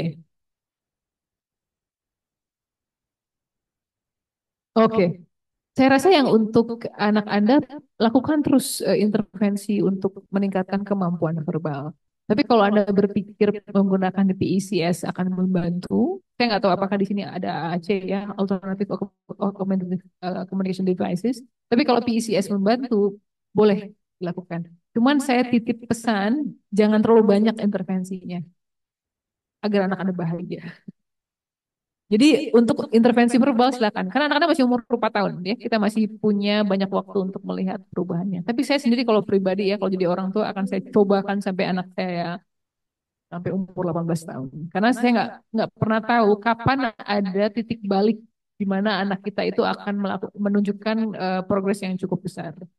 Saya mau bertanya langsung ke Mbak Rizka. Di sini anak Anda dari usia setahun, 2 bulan ya sampai sekarang 4 tahun ini, progresnya seperti apa dari hasil intervensi? Baik, dari yang akhirnya kayaknya dulu pertama, oh ya, dari belum akhirnya keluar dan itu istilahnya maksudnya secara dia secara eh, konteks gitu Yes. misalnya kita minum kan Ya, maksudnya pasti dari ajaran dari terapis-terapisnya itu bahwa yang dia sukain jangan langsung dikasih kayak gitu biar ya. dipancing dulu. Nah itu saya lakukan di rumah, semua orang di rumah juga melakukan itu bahwa tidak ngasih dulu. Akhirnya keluar tuh minum, mau minum terus habis dari yang setahun 2 bulan ya masih terbatas banget.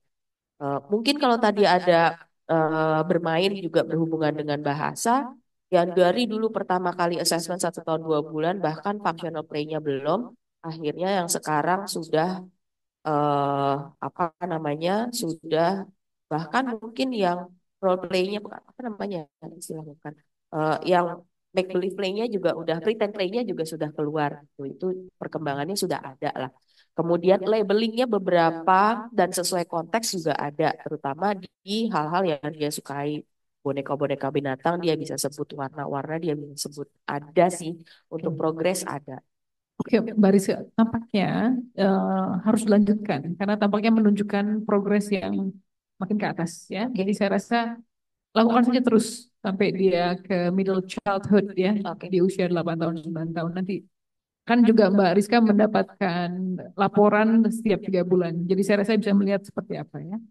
Oke, saya akan menanggapi pertanyaan selanjutnya. Kalau sudah mencapai usia middle school, high school, apakah tetap melakukan untuk meningkatkan kemampuan verbal? Yang kita ingat di middle school, high school itu remaja ya.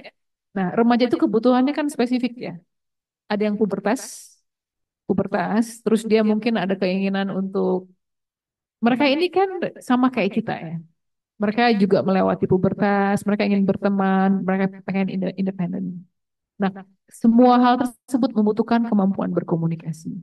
Jadi, saya tetap strongly suggest tetap ada intervensi untuk membantu komunikasi verbal mereka. Jangan jangan lelah. Selama kita masih bisa membantu, tetap dibantu. Kecuali anaknya sudah memang sudah tidak mau lagi, kita bisa fokus kepada nonverbal, kepada hal-hal yang membutuhkan gestur atau hanya dengan dia nulis dengan WA, komunikasi dengan WA atau apapun yang tidak membutuhkan dia untuk berkomunikasi secara verbal. Terus yang terakhir ini kurikulum yang ada language functionalnya atau fokus ke vocational. Saya rasa ini juga bergantung dari kesepakatan antara guru atau sekolah dengan orang tua. Karena pada saat anak dengan kondisi spektrum autisme sudah memasuki usia remaja, terus mau ke dewasa, apa tujuan dari sekolah tersebut buat buat orang tua? Apakah orang tua ingin pada saat dia sudah lulus SMA umur 18 tahun dia bisa mandiri atau dia melakukan yang lain?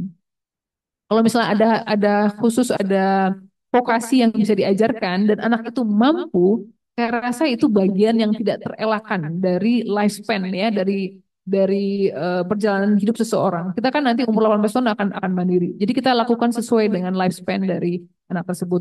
Cuman yang harus digarisbawahi adalah seperti apa kesepakatan orang tuanya. Apakah orang tuanya ingin melakukan hal tersebut atau orang tuanya, saya ingin anak saya tetap dengan functional language ini harus diajarkan terus. Saya ingin anak saya bisa bicara. Ya mau nggak mau harus melakukan itu. Tapi kalau saya pribadi saya akan fokus pada vokasi agar sesuai dengan perkembangan anak-anak remaja pada umumnya ya. Terakhir, rekomendasi bacaan special education teacher tentang perkembangan bahasa pada remaja. Mungkin tidak spesifik perkembangan bahasa pada remaja, tapi perkembangan bahasa pada umumnya. Itu ada bukunya, tapi ini buku sebenarnya bukan buat special education teacher. Ini buku ini untuk speech language therapist. Nanti akan saya berikan ya link bukunya mungkin lewat Mbak Fitria yang Mbak Fitria akan membagikan PPT ya, bukan PPT sih apa brosur.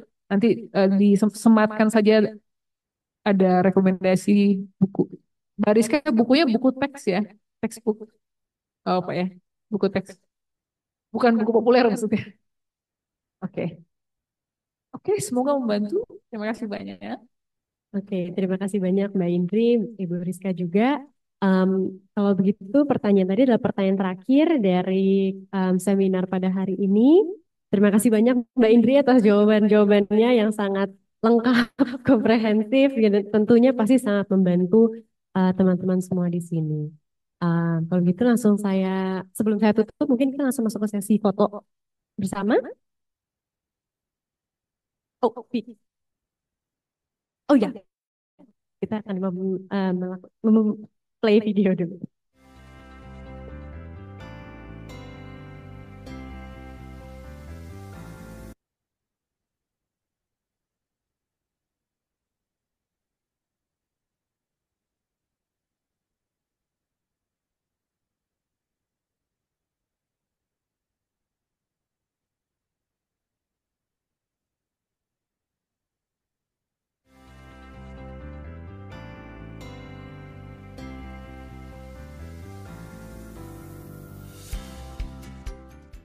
Halo, nama saya Dian Oriza. Saya adalah Kaprodi Program Studi Pendidikan Profesi Psikologi Fakultas Psikologi Universitas Indonesia. Selamat datang di Klinik Pendidikan Profesi Psikologi. Klinik ini terdiri dari 3 ruang terapi, 8 ruang pemeriksaan, dan 2 ruang observasi. Ruang observasi berfungsi sebagai tempat bagi pembimbing untuk melakukan monitoring terhadap praktik profesi psikologi bagi mahasiswa. Ruang ini juga dapat dipergunakan sebagai tempat untuk studi observasi dan eksperimen. Ada berbagai macam kegiatan yang bisa dilakukan mahasiswa dalam praktik profesi psikologi.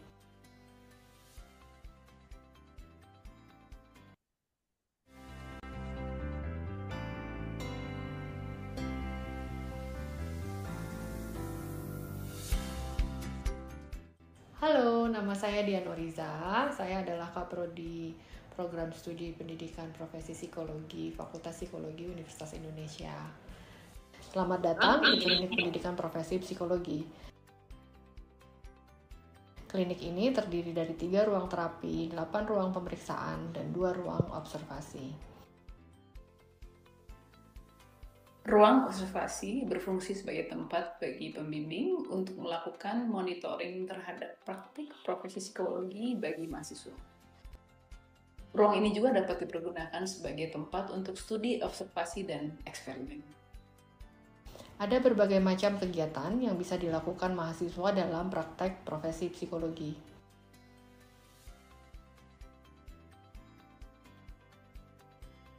Program Studi Pendidikan Profesi Psikologi Program Profesi bertujuan untuk melahirkan tenaga dan ilmuwan psikologi yang dapat membantu, mempromosikan, dan meningkatkan kesejahteraan psikologis dari komunitas sekitar dan masyarakat Indonesia pada umumnya. Saya berharap klinik pendidikan profesi ini dapat membantu mendekatkan profesi psikologi pada komunitas sekitar dan memberikan dukungan dan bantuan yang dibutuhkan oleh masyarakat.